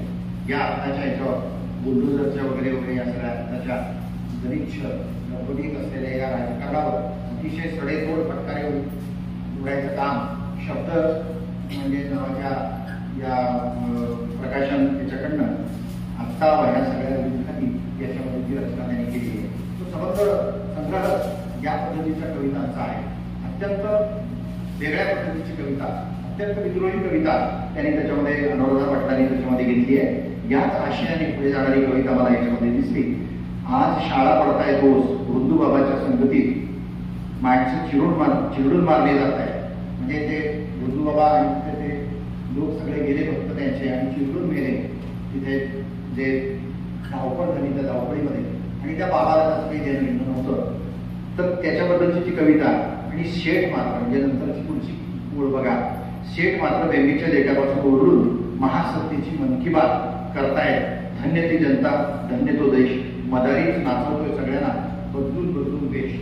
अशा पद्धतीची कविता आजच्या काळात एखादी कवयित्री या पद्धतीनं मांडते. ती प्रातिनिधिक कविता संग्रह हे मला कुठं धाडसाचं आणि कौतुकाचं वाटतं. तो लोक बसलेले आहेत, गप्प बसलेले आहेत, व्यवस्थेवर ते बोलायचं नाही असं म्हटलेलं आहे. आणि अशा वेळेला अशा पद्धतीची कविता पुढे येते आणि त्या आपल्याला आपलं जे म्हणणं आहे ते अतिशय रोखोक पद्धतीनं आपल्या या प्रातिनिधिक संग्रहामध्ये मांडतात. हे मला या कविता संग्रहाचं एक वेगळं वैशिष्ट्य वाटतं. अशा वेगळ्या आणखी बऱ्याच कविता आपल्याला याच्यामध्ये घेता येतील. याच्यामध्ये सविता धर्माधिकारी यांनी सुद्धा एक कविता त्याच्यामध्ये सांगितलेली आहे. तर मुखवट्यामागचे चेहरे नेहमीच ओळखावे, नेहमीच राहावे ओळखून, नसतात सगळेच आपले हे घ्यावे जाणून. स्वयंसिद्धा नावाच्या या कवितेमध्ये मंगला सातपुरकर यांनी सुद्धा अतिशय उत्तम प्रकारची मांडणी केलेली आहे. तेव्हा अशा खूप कविता आता नव्या जाणीवा घेऊन आलेल्या आहेत, नव्या पद्धतीने मांडणी करणार आहेत. त्याच्यामुळं या प्रातिनिधिक असल्या तरी झणझणीत अंजन घालणाऱ्या या कविता या लेखिका म्हणजे या सर्व कवयित्रींनी लिहिलेल्या आहेत. तर याचं मला मोठं कौतुक वाटतं आणि या खूप उत्तम पद्धतीने त्या लिहिल्या गेलेल्या आहेत. तर आणखीन एक सुषमा गोमारे यांची एक कविता मला आणखी त्यांनी सांगतो आणि मला वाटतं मी माझ्या मांडणीच्या शब्दाकडे येतो. बाजार मांडता हे सांगताना लिहितात, पितळीची मूर्ती, तांब्याचा कळस आणि हळदू कुंकवाचे काही विशेष वाटत नाही, कारण तोच शुभशुभाचा सगळा आंधळा धडा माझ्या चौकस बुद्धीला पटत नाही. म्हणजे अशा पद्धतीच्या सगळ्या गोष्टी आपल्याला घराच्या कर्मकांडाच्या माध्यमातून करायला लावतात. तर त्या करूनही गेले असतील त्यांच्या काळात, परंतु त्यांना हे आवडत नाही. हे कुठेतरी म्हणण्याचं धाडस त्याने ते केलं पाहिजे आणि त्याने ते केलेलं आहे आणि हे माझ्या बुद्धीला पडत नाही, हे ठामपणे त्या सांगताना दिसतात. अशा कविता वाचल्यानंतर वाचक आणि त्याच्या मनावर निश्चितपणे चांगला परिणाम होईल, तो विचार करायला लागेल. अशा विचार प्रवृत्त कविता याच्यामध्ये आलेल्या आहेत. रुचा पत्की यांनी सुद्धा जन्मदात्या आईच्या संगोपनाच्यासाठी अतिशय छान मांडणी केलेली एक कविता त्याच्यामध्ये लिहिली आहे. दूर गेली सोडून बोट माझे धरताना, कंटाळी का गाई आई पण पेलताना. आणि बाहेरच्या वाटेवरी सुद्धा त्यांची म्हणजे छान कविता आहे. आणि शेवटी नयन राजमानेनी हा कविता संग्रह पूर्णत्वास नेणाऱ्या कविता त्याच्यामध्ये दिली. अर्थात संपादकीय एक हक्क अधिकार त्यांच्याकडे होता, त्याच्यामुळे त्यांनी त्यांच्याही कविता अतिशय चांगल्या आणि दमदार याच्यामध्ये त्यांनी घेतलेल्या आहेत. आणि बंद दरवाजा या कवितेतून त्यांनी एक विदारक चित्रण आपल्या समोर ठेवलंय. हरवून जातो आवाज कानापर्यंत पोहोचण्याआधी, मी आक्रोश करीत राहते, वेदना ठोठावते, त्याच्या हृदयाचा बंद दरवाजा तो अखेरपर्यंत साधा खिडकीदायी होतो. म्हणजे आपण बोलत राहतो, सांगत राहतो, परंतु समोरच्या व्यक्तीवर, समोरच्या समाजावर त्याचा परिणाम होत नाही. परंतु आपण हे सातत्यानं म्हटलं पाहिजे, सातत्यानं म्हटलं पाहिजे. आम्ही म्हणजे जसं मी महाराष्ट्र म्हणजे मराठवाडा साहित्य परिषदेचा एक कार्यकर्ता आहे, साहित्याचा एक सेवक आहे, त्या पद्धतीने मी अंधश्रद्धाने धोरण समितीचा एक कार्यकर्ता. आणि हे सांगत असताना मिळून पुढे आणि श्रीराम लागू सुद्धा असं म्हणायचे की ही भिंत अभेद्य आहे, आपला कपाळमोक्ष होणार आहे, परंतु आपण सतत तिथे डोकं आपल्यात राहायला पाहिजे. आपण सतत आपला आक्रोश म्हणत राहिला पाहिजे. त्यांच्या कानापर्यंत पोहोचतो म्हणून पोहोचतो, पण एक दिवस निश्चित आपला येणार आहे आणि आपण विजयी होणार आहोत, आपण यशस्वी होणार आहोत. अशा पद्धतीची मांडणी आणि एक आशावाद डॉक्टर श्रीराम लागू आमच्या कार्यकर्त्यांच्या समोर नेहमी आम्हाला सांगायचे. आणि तोच आशावाद तुमच्या या कवितातून मला दिसतो आहे. आणि आपण पण निश्चितपणे असा आक्रोश करत राहा, तुमचा आवाज पोहोचवण्याचा प्रयत्न करत राहा.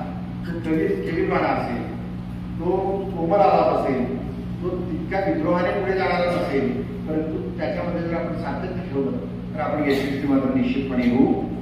आणि या सगळ्या कविता संग्रहाच्या वर बोलत असताना शेवटी मला एवढंच म्हणावं असं वाटतं की उपरोक्त कवितेने आपल्या आवडत्या 5-5 कविता या संग्रहासाठी दिलेल्या आहेत. त्यांनी त्या निश्चितपणे आपलं चांगलं देण्याचा त्याच्यामध्ये प्रयत्न केलेला आहे. या सगळ्या कविते भगिनी मला त्यांना एक विनंती करायची वाटते, त्यांनी काही वेगळं माणूस घेऊ नये. कृपया मी म्हणतो त्याच्याकडे जरा जोडसपणे आणि काळजीपूर्वक ऐका. म्हणजे असं की आपण इतर ज्या प्रतिकेश कवयित्री आहेत, नवोदित कवी आहेत, राष्ट्र कवयित्री आहेत, ज्यांनी अतिशय उत्तम लिहिले ते कवी असतील, त्यांचं आपण अधिकाधिक वाचलं पाहिजे, त्यांना आपण समजून घेतलं पाहिजे, त्याचं मनन आणि चिंतन केलं पाहिजे.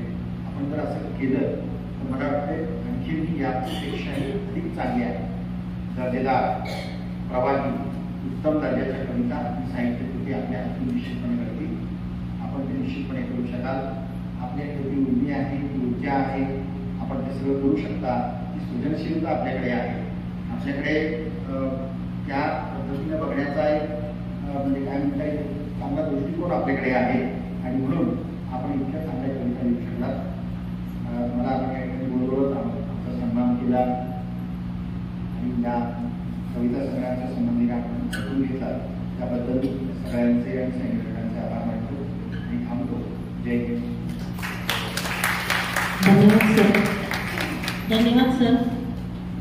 आपण अतिशय सुंदर भाष्य केले आणि व्यक्त झाला आणि जाता जाता आम्हा कवयित्रींना जो तुम्ही सल्ला दिला त्याचा आम्ही नक्कीच अंतर्मुख होऊन विचार करून आणि नवनवीन लेखक सोलापुरे सर यांना मी विनंती करते की त्यांनी आपलं भाष्य सादर करा.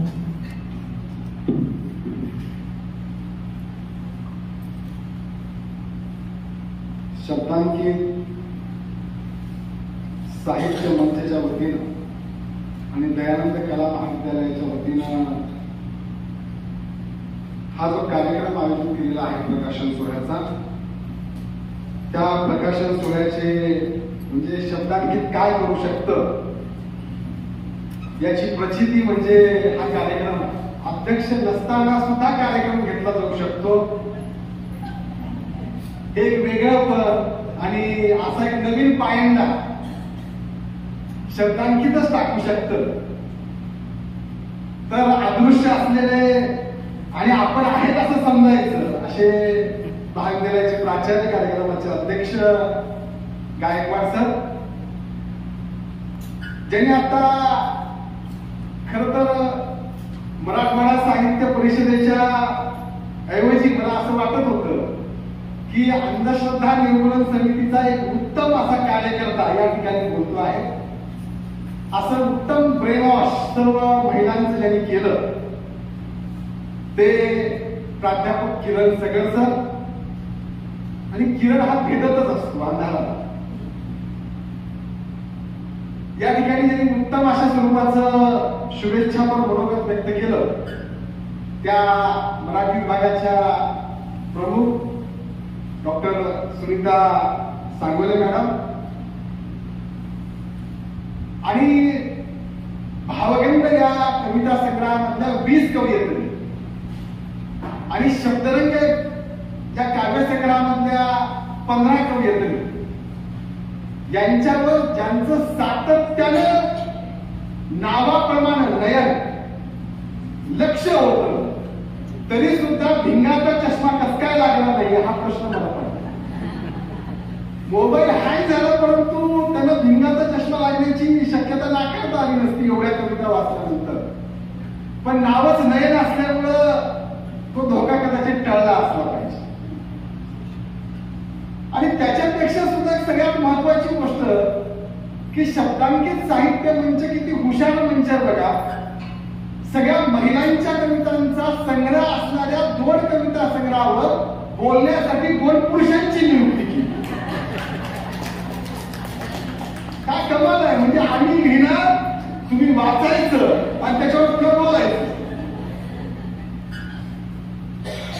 हा पायंडा खूप उत्तम आहे. नाही तर त्याला उत्तम पद्धतीने महिलांना बोलवता आलं असतं आणि महिला त्याच्यावर बोलल्या असत्या. आणि म्हणून एक नवीन स्वरूपाची सुरुवात आणि पुरुष आपल्याबद्दल काय बोलतात आणि असं केलं की इकडे एक महिला आणि पलीकडे एक महिला विकून जायची सोयच नाही. पुन्हा आणखी या पद्धतीनं कार्यक्रमाचं नियोजन करणं हे शब्दांकित साहित्य माझ्यापुढे जरा थोडेशा आता चिंताक्रांत झाले. तर 7:30 झाले तर 8 वाजता जायचं आहे. जेवणाची वेळ झाली आहे. याच्यानंतर नाश्त्याची सोय आहे हे मला राजमान्य सांगितलं. त्याच्यामुळे आपण सर्वजण बसणार आहोत. सर्वप्रथम भावगंध या कविता संग्रहाचं प्रकाशन झालं असं मी औपचारिक पद्धतीने बोलू शकतो. स्त्री ही स्त्रीची सर्वात मोठी शत्रू आहे हे वाक्य ज्या माणसाने लिहिलं असेल तो माणूस स्त्रियांचा सर्वात मोठा शत्रू असला पाहिजे. त्याचं कारण असं आहे स्त्री ही स्त्रीची शत्रू असत नाही.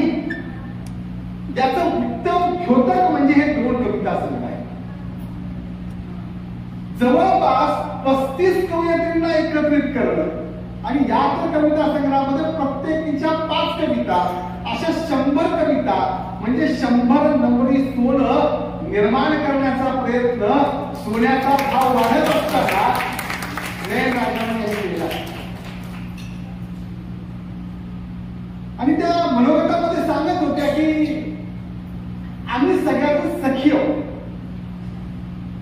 महाभारतामध्ये वनपर्व नावाचा एक पर्व आहे. त्या वनपर्वामध्ये 4 पांडव पाणी पिण्यासाठी जातात. यक्ष त्यांना प्रश्न विचारतो. ते मूर्छित होतात. न ऐकता प्रश्नाची उत्तर न देता पाणी पितात आणि मूर्छित होतात. अशी ती कपोलकल्पित कथा असेल असं आपण मानून घेतो. पण त्याच्यापासून बोध काय घ्यायचं हे महत्वाचं. शेवटी धर्मराज आपले भाऊ येत नाहीत म्हणून जातो. यक्ष त्यालाही प्रश्न विचारतो की माझ्या प्रश्नांची उत्तर द्या. आणि उत्तर देत असताना एकच शब्द वापरायचा आहे, दुसरा शब्द वापरायचा नाही अशी ती आठ होती. त्याला अनेक प्रश्न विचारले. जसं एक प्रश्न होता की काजळापेक्षा सुद्धा काळं काय असतं तर कलंक असतो, बरोबर आहे. आकाशापेक्षा सुद्धा विशाल काय असतं तर पाप असतो, बरोबर आहे. हे उत्तर धर्मराजाचं. तसं यक्ष पुढचा प्रश्न विचारतो, पतीसाठी कोण, पत्नीसाठी कोण, पुरुषासाठी कोण आणि स्त्रियांसाठी कोण हा प्रश्न आहे. त्या प्रश्नाचं एकाच शब्दामध्ये उत्तर धर्मराज देतो आणि ते उत्तर आहे सखी. म्हणजे पत्नीसाठी सुद्धा सखीच, पतीसाठी सुद्धा सखीच, पुरुषासाठी सुद्धा सखीच आणि स्त्रीसाठी सुद्धा सखीच. सखी या शब्दाचा अर्थ होतो साक्षीदार. सखी या शब्दाचा अर्थ होतो संगिनी. सखी या शब्दाचा अर्थ होतो साक्षी असणं. आयुष्यामध्ये सखा नसला तरी चालेल पण सखी असावी लागते, लक्षात घ्या. आणि म्हणून आपण सर्वांनी एक गोष्ट लक्षात ठेवली पाहिजे की मराठवाड्यामध्ये सगळं 2 ठिकाणी अशा सख्यांचे मंच आहे म्हणजे सखी चालवतात. एक आहे तो म्हणजे अश्विनी निवर्ती मॅडम आहे उदगीरला, त्यांचा साहित्यिक सखी मंच. आणि इतर नयन राजमाने मॅडम चालवतात तो शब्दांकित साहित्य मंच. आणि म्हणून या स्वरूपामध्ये हे सगळं उत्तम पद्धतीने चालू आहे. ते फक्त सखी साक्षीदार आहेत या भावनेतून सगळं चालू आहे. या कविता सगळ्याच्या अनुषंगाने मी थोडंसं बोलणार आहे. सर्व की हे चिठ्ठ्या लावून आणतात. हे चिठ्ठ्या हे पंख आहे पुस्तकाला लावलेले. किती कवितांवर बोलावं, 100 कवितांवर बोलणं शक्य नाहीये, पण त्याच्यामध्ये काही कवितांवर बोलावंच लागेल. या पुस्तकाचं नाव आहे भावगंध. भाव म्हणजे भावना आणि गंध. गंध हा शब्द 2 अर्थाने येतो, सुगंध आणि दुसरा दुर्गंध. इथं सुगंध शब्द वापरला असता तरी अपूर्ण राहिलं असतं, दुर्गंध वापरला असता तरी ते अपूर्ण राहिलं असतं. म्हणून भावनेचे वेगवेगळे गंध असतात आणि ते षडविकारातून सुद्धा जन्माला येत असतात, लक्षात घ्या. आणि म्हणून भावगंध तुमच्या माझ्या डोक्यामध्ये ज्या मनाच्या रूपानं जी पोकळी आहे तिथं ज्या भावना जन्माला येतात त्या भावनांचं प्रतिबिंब तुमच्या कृतीमध्ये उमटतं आणि त्या कृतीमधून अनेक स्वरूपाचे धुमारे हे त्याला फुटत असतात. आणि म्हणून भावगंध असा शब्द, योग्य शब्द त्याला वापरल्यानंतर या नावानं मराठी साहित्यामध्ये पु ल देशपांडे यांचं पुस्तक आहे भावगंध नाव. पण तो कथा संग्रह हा कविता संग्रह प्रातिनिधिक स्वरूपात. या पुस्तकाचं मुखपृष्ठ आपण पाहू शकता जे आमचे प्रभाकर पब्लिकेशनचे मित्र वीरभद्र गुळवे यांनी रेखाटलेला आहे. रेखाटलेलं नाही, ते घेतलेला आहे. पण तरी सुद्धा याच्यावर तुम्ही पाहू शकत असाल 2 प्रकारची फुलं आहेत. आता तुम्हाला की मी खूप शोध घेतला काही फुलं कोणती आहेत आणि शेवटी मला एक फुले जाणवलं ते सोनचाफा.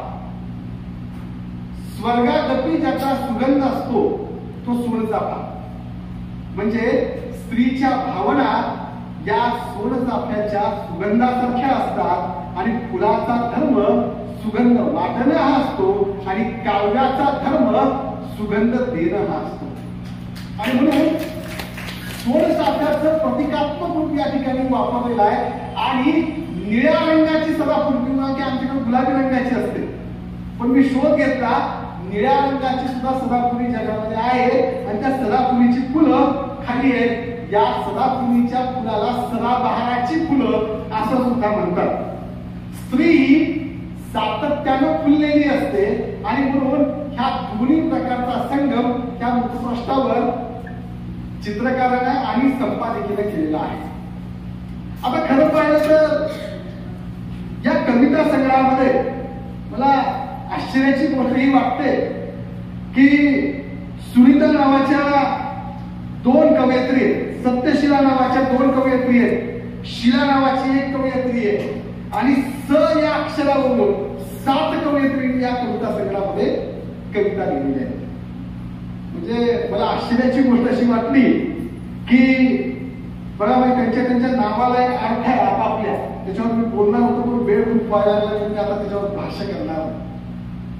उत्तम नैतिकतेनं निळ्या प्रतिबिंबानं दिसणारा सौंदर्य म्हणजे निलिमा लक्षात घ्या, चांगल्या नीतिमत्तेची सुनीता, चांगल्या लक्षणाची सुलक्षणा, चांगलं चारित्र्य शिला, प्रकाश आणि तेज असलेली प्रभा, आकर्षक आणि सुंदर असलेली शोभा, रात्री म्हणजे रजनी तर सावली म्हणजे छाया, सुरेखा म्हणजे सुंदरपणे रेखाटलेली तर सुंदर डोळ्याची सुरोचना, तर देव कृपाळू असा अर्थ असणारी जना, तर सत्य चारित्र्याची सत्यशिला, गोरी असलेली गौरी, सोनेरी असलेली सुवर्णा, मनाची इच्छा आणि बुद्धी असलेली मनीषा, तर अपेक्षा असलेली आशा, पाऊस असलेली वर्षा आणि हे सगळं पाहणारी डोळा असलेली नयन, अशा स्वरूपामध्ये या सगळ्या कवयित्री आपल्याला अशी सुंदर गुंफण सगळ्या कवयित्रींची या ठिकाणी झालेली आहे. आता याच्यामध्ये जी पहिली कवयित्री आहे, सगळ्या कविता वाचून दाखवणार आहे, फक्त तुम्हाला त्याच्यामध्ये जिथं काव्य जन्माला येतं आणि जिथं ती कवयित्री म्हणून जन्म घेते ती स्त्री, त्याच कवितांचा मी फक्त उल्लेख करणार. सुनीता मोरेंची पहिल्या 5 कविता आहेत. आता 5 या शब्दालाही खूप महत्व आहे. 5 या अंकाला सर्व ठिकाणी 5 लागतं. आपल्या सर्वांमध्ये हाताची बोटं 5 आहेत, बरोबर. पंचमहाभूत आहेत, ऐकले, पंचशील आहेत, तसं 5-5 कविता घेतलेल्या आहेत. तर सुनीता मोरे जगण्याचा अधिकार या कवितेमध्ये म्हणतात, मुलगी म्हणून मला पोटातच मारायचं, पुन्हा फिरून जन्माला मी कोणाच्या पोटी हो यायचं. हा प्रश्न स्त्रीभ्रूण हत्या करणारी मुलगी आपल्या आई वडिलांना विचारते. तुम्ही लक्षात घ्या, खरं तर स्त्री जर संपली तर कुणाच्या पोटी जन्माला घेणार ती जन्म, म्हणजे पुरुष असेल स्त्री असेल कुणी असेल कुणाच्या पोटी जन्माला येणार आपण जाऊ शकत नाही. आणि मग अशा स्वरूपाचा रोकडा सवाल या ठिकाणी सुनीता मोरे यांनी विचारलेला आहे. तर सुनीता दिक्कतवा आल्यात का त्या नाहीत का? बरं बघा, त्यांच्या म्हणजे मला त्यांच्या कविता वाचत असताना बालकवींची आठवण झाली. त्याच्या 2 कविता इतक्या उत्तम आहेत, फुलांच्या जगात आणि निसर्ग गुरु. सगळे फुलं आहेत त्याच्यात, रातराणीचा आहे, सुमनांचा आहे, प्राजक्त जायत्री, राजगंधा गुलाब. आणि अभिजात म्हणजे भाषेच्या संदर्भामध्ये आता आपण बरंचसं बोललो. ते असं म्हणतात, अभिजात भाषणांचा दर्जा जरी मिळाला, म्हणजे भाषेचा दर्जा जरी मिळाला, शापात भरजरी का त्या नांदते मला. म्हणजे जरी भरजरी वस्त्र असलं तरी ते शापित स्वरूपाचं आहे. कारण आपण रडणं माहिती आहे तुम्हाला, एखादा माणूस मेल्यानंतर भोवती बाया रडतात. ते रडणं कसं आहे, मराठी मधलं रडणं आहे, ते फार भारी असतं. लई चांगला होता म्हणून चालू होतं ते, बरोबर आहे.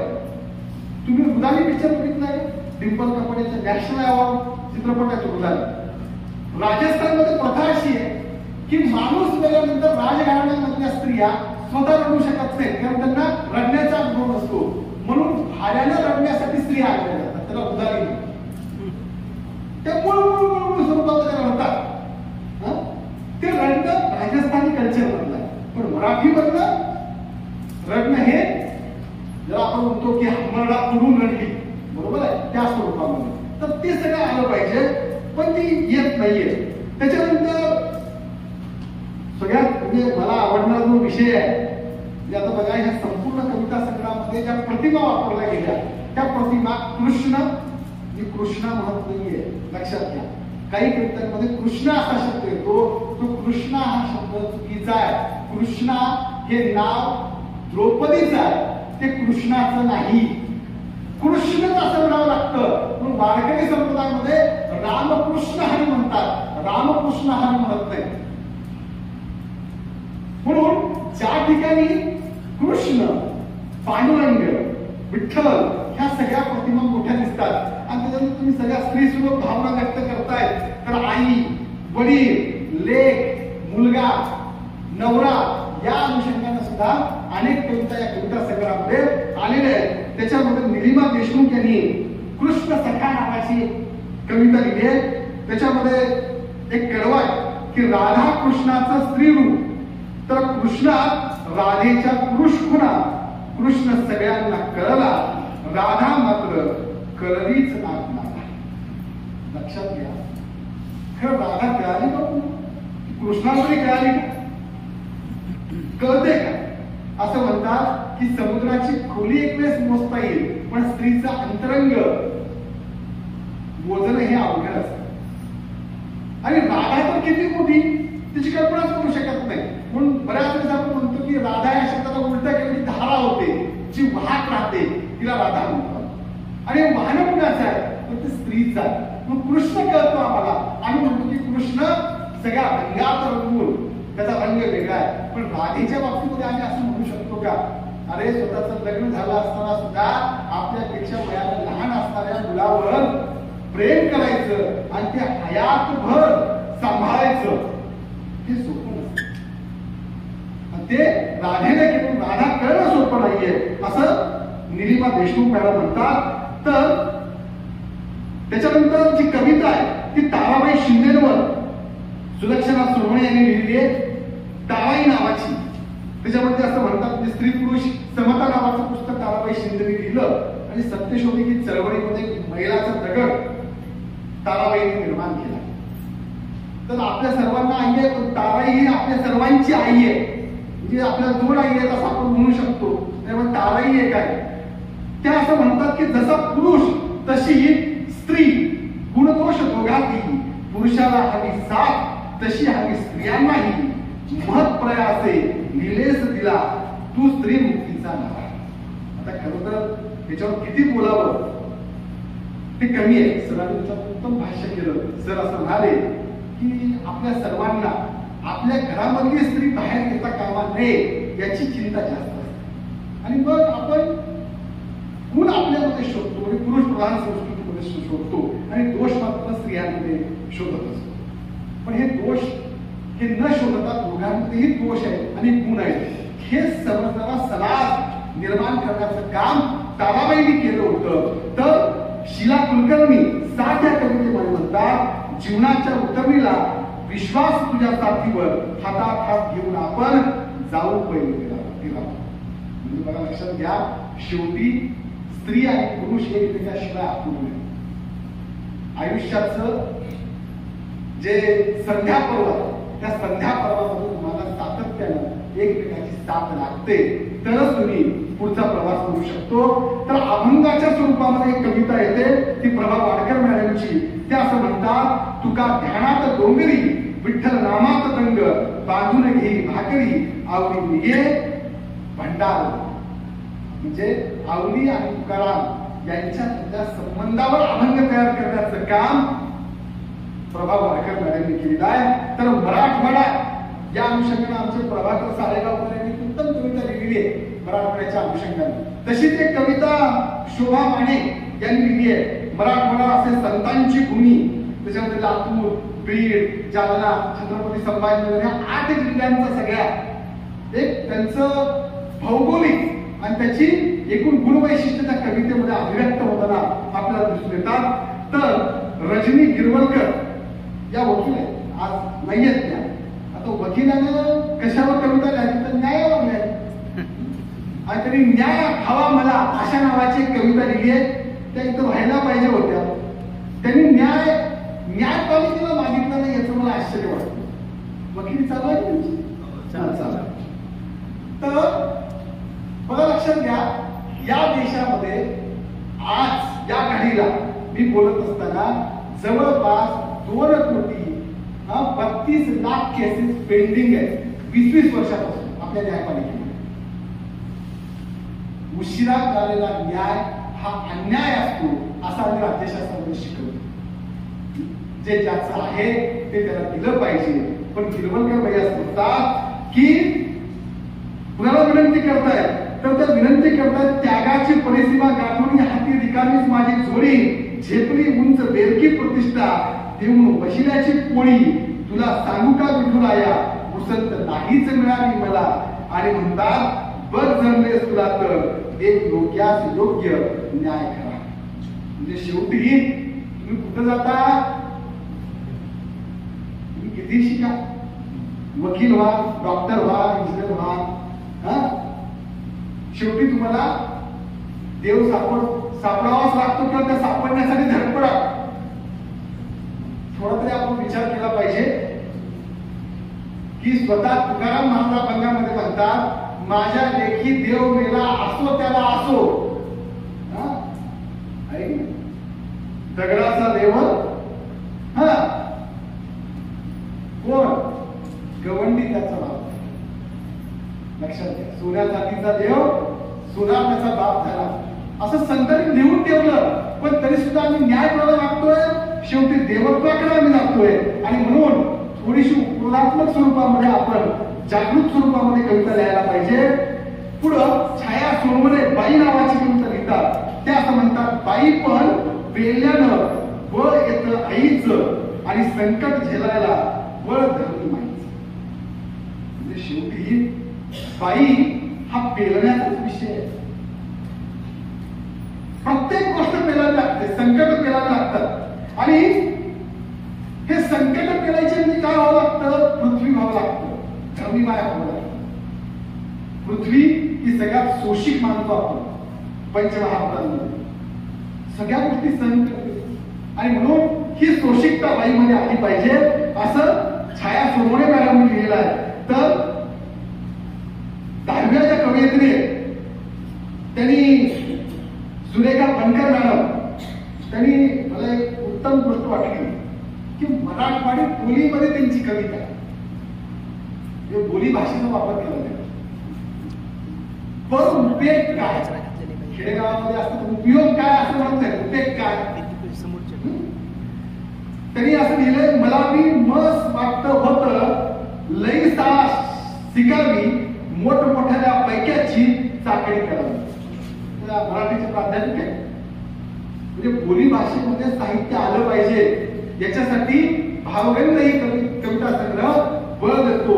तर त्याच्यानंतर सुलोचना मुळे नावाच्या आहेत का त्या आहेत ना.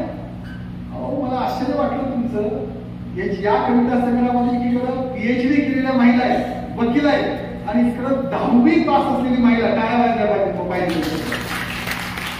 म्हणजे शिक्षणाने कविता जन्माला येते असं काही समजण्याचं कारण नाही. बहिणाबाईचं उदाहरण दिलं सांगोले मॅडमनी. आणि इतक्या सुंदर कविता लिहिल्या आहेत. नको तिजोरी मोठी फटका नावाचा एक काव्य प्रकार आहे मराठीमध्ये, त्याची आपण होते ही वाचत असताना. पोटापुरता खिसा भरू दे नको तिजोरी मोठी मनात माझ्या प्रेम असू दे नको भावना. लक्षात घ्या. म्हणजे या स्वरूपामध्ये सुलोचनामुळे आपल्या विचार या ठिकाणी अभिव्यक्त करतात. तर आश्वस्त नावाच्या कवितेमध्ये जना फुले मॅडम असं म्हणतात की मला व्हायचं आश्वस्त तुझ्या खांद्यावर डोकं ठेवून कायमसाठी. म्हणजे शेवटी खांदा लागतोच, सखीचा असेल पण सख्याचा असेल पण लागतो. आणि त्याच्यानंतर त्यांनी आगळ नावाची कविता लिहिली. आगळ प्रकार म्हणजे कुठं असतो, दाराला लावतात. आता कुलपा आली, कड्या आल्या, कोल्हे आले. आगळाच्या नावामध्ये काही नव्हतं, आगळ ओढली जायची. ते भला मोठा असा लाकडी बोगदा असा ओढला जायचा आणि मोठं दार, किल्ल्याचं दार सुद्धा आगळ राहायची. त्या आगळ या विषयावर त्यांनी कविता लिहिली आहे. सताड उघडी असणे खिडक्या आता मी बंद केली, गड्या कुलप लावून, आणि हो त्या गड्या कुलपावरून एक आगळपण घेतली लावली. कोणत्याच कोपऱ्यातून गैरसमजुतीचे अतिनील किरण मनात जाऊन छिद्र पाडू नये. मला लक्षात घ्या, त्या आगळ ह्या प्रतिमेचा वापर करून कसली उत्तम कविता त्यांनी मनाच्या स्वरूपामध्ये या ठिकाणी जन्माला घातली. त्याच्यानंतर सत्यशीला कलशेट्टी मॅडम यांनी पुत्रप्रेमावर एक कविता लिहिली आहे. म्हणजे असा प्रेमाचा देखावा पाहावया मिळू दे देवा, माय असता दुःखात पुत्र मत्तीला यावा. म्हणजे आई पायाला जातो, तिच्या पायामध्ये काटा पडतो, त्याच्यानंतर तो मुलगा येतो, तो तिची मदत करतो. या स्वरूपामध्ये ती कविता पुढे येते. तर त्याच्यानंतर जी कविता आहे ती आहे गौरी सुहास देशमुख यांची माहेराची वाट. आता हे काही सांगण्याची गरजच नाहीये. किती का गेले धुवून हात, यावर तुझी गरीब श्रीमंत माहेराचा वाडा म्हणे, मज कौतुकाने मज सारखेच बारे, सात पिढ्या वाजू दे तुझ्या अंगणी पायताने. म्हणजे सात पिढ्या पायताने वाजवी. पायताने म्हणजे पायामध्ये वाहन जी आहे ती, म्हणजे वंश वाढला पाहिजे, एक भावना आहे. अगोदरच्या काळाच्या स्त्रिया ज्या माया करताना किंवा आशीर्वाद देत असताना जे शब्द वापरायच्या ते शब्द कवितेमधून कवयित्री या ठिकाणी अभिव्यक्त करताना दिसतात. याच्यानंतर जी कविता आहे ती सुवर्णा आर्य मॅडमची माझी भावनी नावाची ही एक बाल कविता आहे. म्हणजे लहान मुलांसाठी लिहिली कविता. गारगार थंडी पडली कशी, माझी भावनी नाजूक अशी, थंडीने ती हुडली, तापाने फणफणली, डॉक्टरांना फोन लावा, ऑटो करून लवकर चला, सोडून माझी हिरमुसली, मला अशी लगली, रडू काही आवरेना, मला काही कळू देना. म्हणजे लहान लेकराला जे लागतं बडबड गीतांमध्ये, त्या स्वरूपाची ही कविता या ठिकाणी येते. तर त्याच्यानंतर मनीषा शिंदे यांनी येशील ना या कवितेमध्ये, येशील ना पौर्णिमेच्या रात्री वचन दे हे देऊन जा, हळूच डोळे बंद करून आठवण तुझी घेऊन जा. आता बघा, पौर्णिमेच्याच रात्री का, आगोशीच्या रात्री का? हा बघा, स्त्रीला चंद्रामध्ये प्रियकर दिसत असतो आणि स्त्रीला म्हणजे पुरुषाला चंद्रामध्ये प्रियसी दिसत असतो. दोन्ही भावना आहे. म्हणजे आपण हिंदी चित्रपटातल्या कवितांमध्ये, गाण्यांमध्ये आणि मराठी गीतांमध्ये स्त्रीचं वर्णन पुरुषाच्या रूपाने बोलत असताना स्त्रीच्या चेहऱ्यामध्ये केले की नाही, चांद जैसा चेहरा वगैरे वगैरे वगैरे. तसंच पुरुषांच्या बाबतीत स्त्रीनं चंद्राला बघून हा माझा चंद्र आहे, मी जरी त्याच्याकडून पोहोचू शकत नसेल तर चंद्रामध्ये त्याला पाहू शकते. ही भावना मनीषा शिंदे यांनी व्यक्त केलेली आहे. तर त्याच्यानंतर संपत आलाय आता. कदम सत्यशीला यांनी मी कोण या कवितेमध्ये म्हटलं, तुझ्या एक दिवसाच्या भेटीसाठी तुझ्या गावाला खूप जपलं, माझे बघता बघता तुला मूल एक दिवसाचे आयुष्य लाभलेले तू आहेस. फूल हे प्रतीक घेऊन त्यांनी कविता रचलेली आहे. त्याच्यानंतर याच्यावर भाष्य भरपूर करायचं होतं. आशा कांबळे मॅडम एकाकीपणाच्या कवितेमध्ये म्हणतात, तेव्हा गुरुत्वाकर्षणाच्या प्रभावाने आपण हात वर करतो तो त्या अदृश्य व्यक्तीकडे. ते कशासाठी, वेदना आणि जीवन यांच्यातील ती एक रेषा आहे. वेदनेशिवाय जीवन असू शकत नाही असं त्या या ठिकाणी म्हणतात. आणि त्याच्यानंतर वर्षा गंगणे असं म्हणतात, जर तुमच्यासाठी कविता आहे, अंधश्रद्धेचा करू नये ना, स्वतःमध्येच देव असतो समजून घ्या सर्वांनी, नका वेदना देऊ शरीरास, जपून राहा सर्वांनी. 9 दिवसाची उपवास, चुकलं मुकलं ना आपण मारून घेऊन थोबाळे आहे. आणि तुम्हाला सांगतो, या देशामध्ये स्त्रीचा मासिक धर्म ज्या महापुरुषांना पहिल्यापासून नाकारला त्या माणसाचं नाव आहे महात्मा बसवेश्वर. ज्यानं सांगितलं, म्हणजे एका वचनामध्ये सुद्धा बसवेश्वर असं म्हणतात की रजस्थैर्या विन पिंडास नसे आधार, जलबिंदूचा तो एकची. जर स्त्रीला मासिक पाळी किती 26 ते 30 दिवसांमध्ये जर नाही आली तर ती कधीच आई होऊ शकत नाही. तुमचा माझा जन्म ज्या गोष्टीमुळे होतो ती अपवित्र कशी असू शकते, असा सवाल बसवण्णाने विचारला. आणि म्हणून हे सगळं पाळायचं नाहीये या स्वरूपामध्ये वर्षा गंगे मॅडम या ठिकाणी अभिव्यक्त होतात. ते असं म्हणतात, विभूती खाऊनी नाही कुणाल मुलगा तुमच्या पोटी, करूनही मग का करता तुम्ही अशा गोष्टी. 900 कन्या पुत्र होती मग का करणे लागे पती, असा सवाल तुकाराम महाराजांनी विचारला होता. नवरे करायची गरज लागली असती का? नवस केला की टपकून निघू खाली आज झालं असतं. पण नाही, हे सगळं आपण डोळ्यावर पट्ट्या बांधून गांधारी होऊन हे सगळं करतो आहोत. त्याला छेद देण्याचा प्रयत्न कवयित्रीने केला आहे. आणि नयन राजमाने मॅडमनी विमर्शा नावाची एक कविता लिहिली आहे. ते असं म्हणतात, उतरून आत माझ्या मेनिवेला जाणून घे, सापडेल मी तुझला अंतरात पाहून घे. राजमाने सर आहेत का? उतरून आत माझ्या नेनिवेला जाणून घे, सापडेल मी तुझला अंतरात पाहून घे, स्वप्न माझे फुलण्याचे तू जरा समजून घे, दगडाच्या देवालाही फुल जरा वाहून घे. जाणीवेच्या श्वासातून काळीज वाहून घे, उजळून नेनिवेला हळूवार तू बांधून घे, आपल्या गर्भात या मूळ रूपे सजवून घे, माझ्या भावनेत तू विमलसा वाहून घे. आणि आयुष्याची वजावटी शेवटची कविता आहे. त्याच्यामध्ये असं म्हणतात, हा कधी कधी चैत्रातील पालवी फुटू पाहते, पण शरदाचं चांदणं काही करत नाही.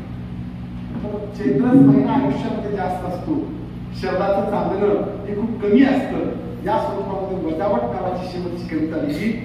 खरं तर एक उत्तम कविता संग्रह, खूप भाष्य करता येईल. 2 कविता संग्रहाचा प्रकाशन सोहळा, त्याच्यामध्ये दोघांना आधार होतात. मी तरी अजून माझे 1 मिनिट शिल्लक आहे. 1 मिनिटामध्ये मी संपवतो. म्हणजे अर्धा तासामध्ये म्हणजे अर्धा तासामध्ये बोलतो. तुम्हाला एकच सांगतो, इथं काय रचना केली आहे बघा, आपोआप झाली मॅडम. कशी? स्त्री पुढं पुरुष मागे. बरोबर आहे. तुम्ही असं समजू नका की आम्ही सगळ्या पुढे आहोत, पण त्यांच्या पाठिंब्याशिवाय तुम्हाला काही उपयोग नाहीये. ही गोष्ट सुद्धा आपण लक्षात ठेवली पाहिजे. गोष्ट आहे 1940. 1940 ला लखनौ मध्ये बेगम अख्तर नावाच्या एक गझल गायिका, त्या संध्याकाळी गायच्या, फक्त संध्याकाळी गायच्या. त्या दिवसा कधी गायच्या नाही आणि रात्री तर बिलकुल गायच्या नाही. त्या संध्याकाळी सायंकाळच्या वेळेस ज्याला आपण 6 वाजल्यापासून 8 वाजल्याचा जो वेळ असतो त्या गायच्या. आणि ते ऐकण्यासाठी लांबून लांबून नवाब लोक, जमीनदार लोक यायचे. एके दिवशी दुपारी एक माणूस त्याच्या कोठीवर गेला, दरवाजा ठोठावला आणि ठोठावल्यानंतर दरवाजा उघडला गेला आणि त्या माणसानं विनंती केली की मी खूप लांबून आलो आणि माझ्यासाठी गजल गाता. त्यावेळेस त्या तिथल्या लोकांनी सांगितलं की त्या बेगम अख्तर आता गाऊ शकत नाही, त्या सायंकाळी गातात. असं म्हणल्यानंतर त्यांनी उर्दू बद्दल, गझलेबद्दल, गाण्याबद्दल काही गोष्टी सांगायला सुरुवात केली. हे सगळं बेगम अख्तर मधल्या रूम मध्ये बसून ऐकत होत्या आणि त्या बाहेर आल्या. त्या म्हणल्या की हरकत नाही, मी माझा नियम मोडते आणि आज तुमच्यासाठी मी गाते. आणि त्या गायला बसल्या. गायला बसल्या, हार्मोनियम समोर होतं आणि गाणं सुरू केलं. गाणं सुरू केलं आणि सुरू केल्यानंतर 5 मिनिट झाले असते, 4 ते 5 मिनिट. तो इसम उठला, त्याने हार्मोनियमवर हात ठेवला आणि म्हटलं की बस करा गाणं, मी निघतोय. बेगम अख्तर असं म्हणाल्या की माझी काही गुस्ताखी झाली आहे का, तुम्ही का जाताय? असं म्हणल्यानंतर तो इसम असं म्हणाला, तो माणूस असं म्हणाला की तुमचा विषम लागला होता. विषम नावाचा राग आहे, तो विषम लागला होता आणि तुमचा साथ कधीच लागला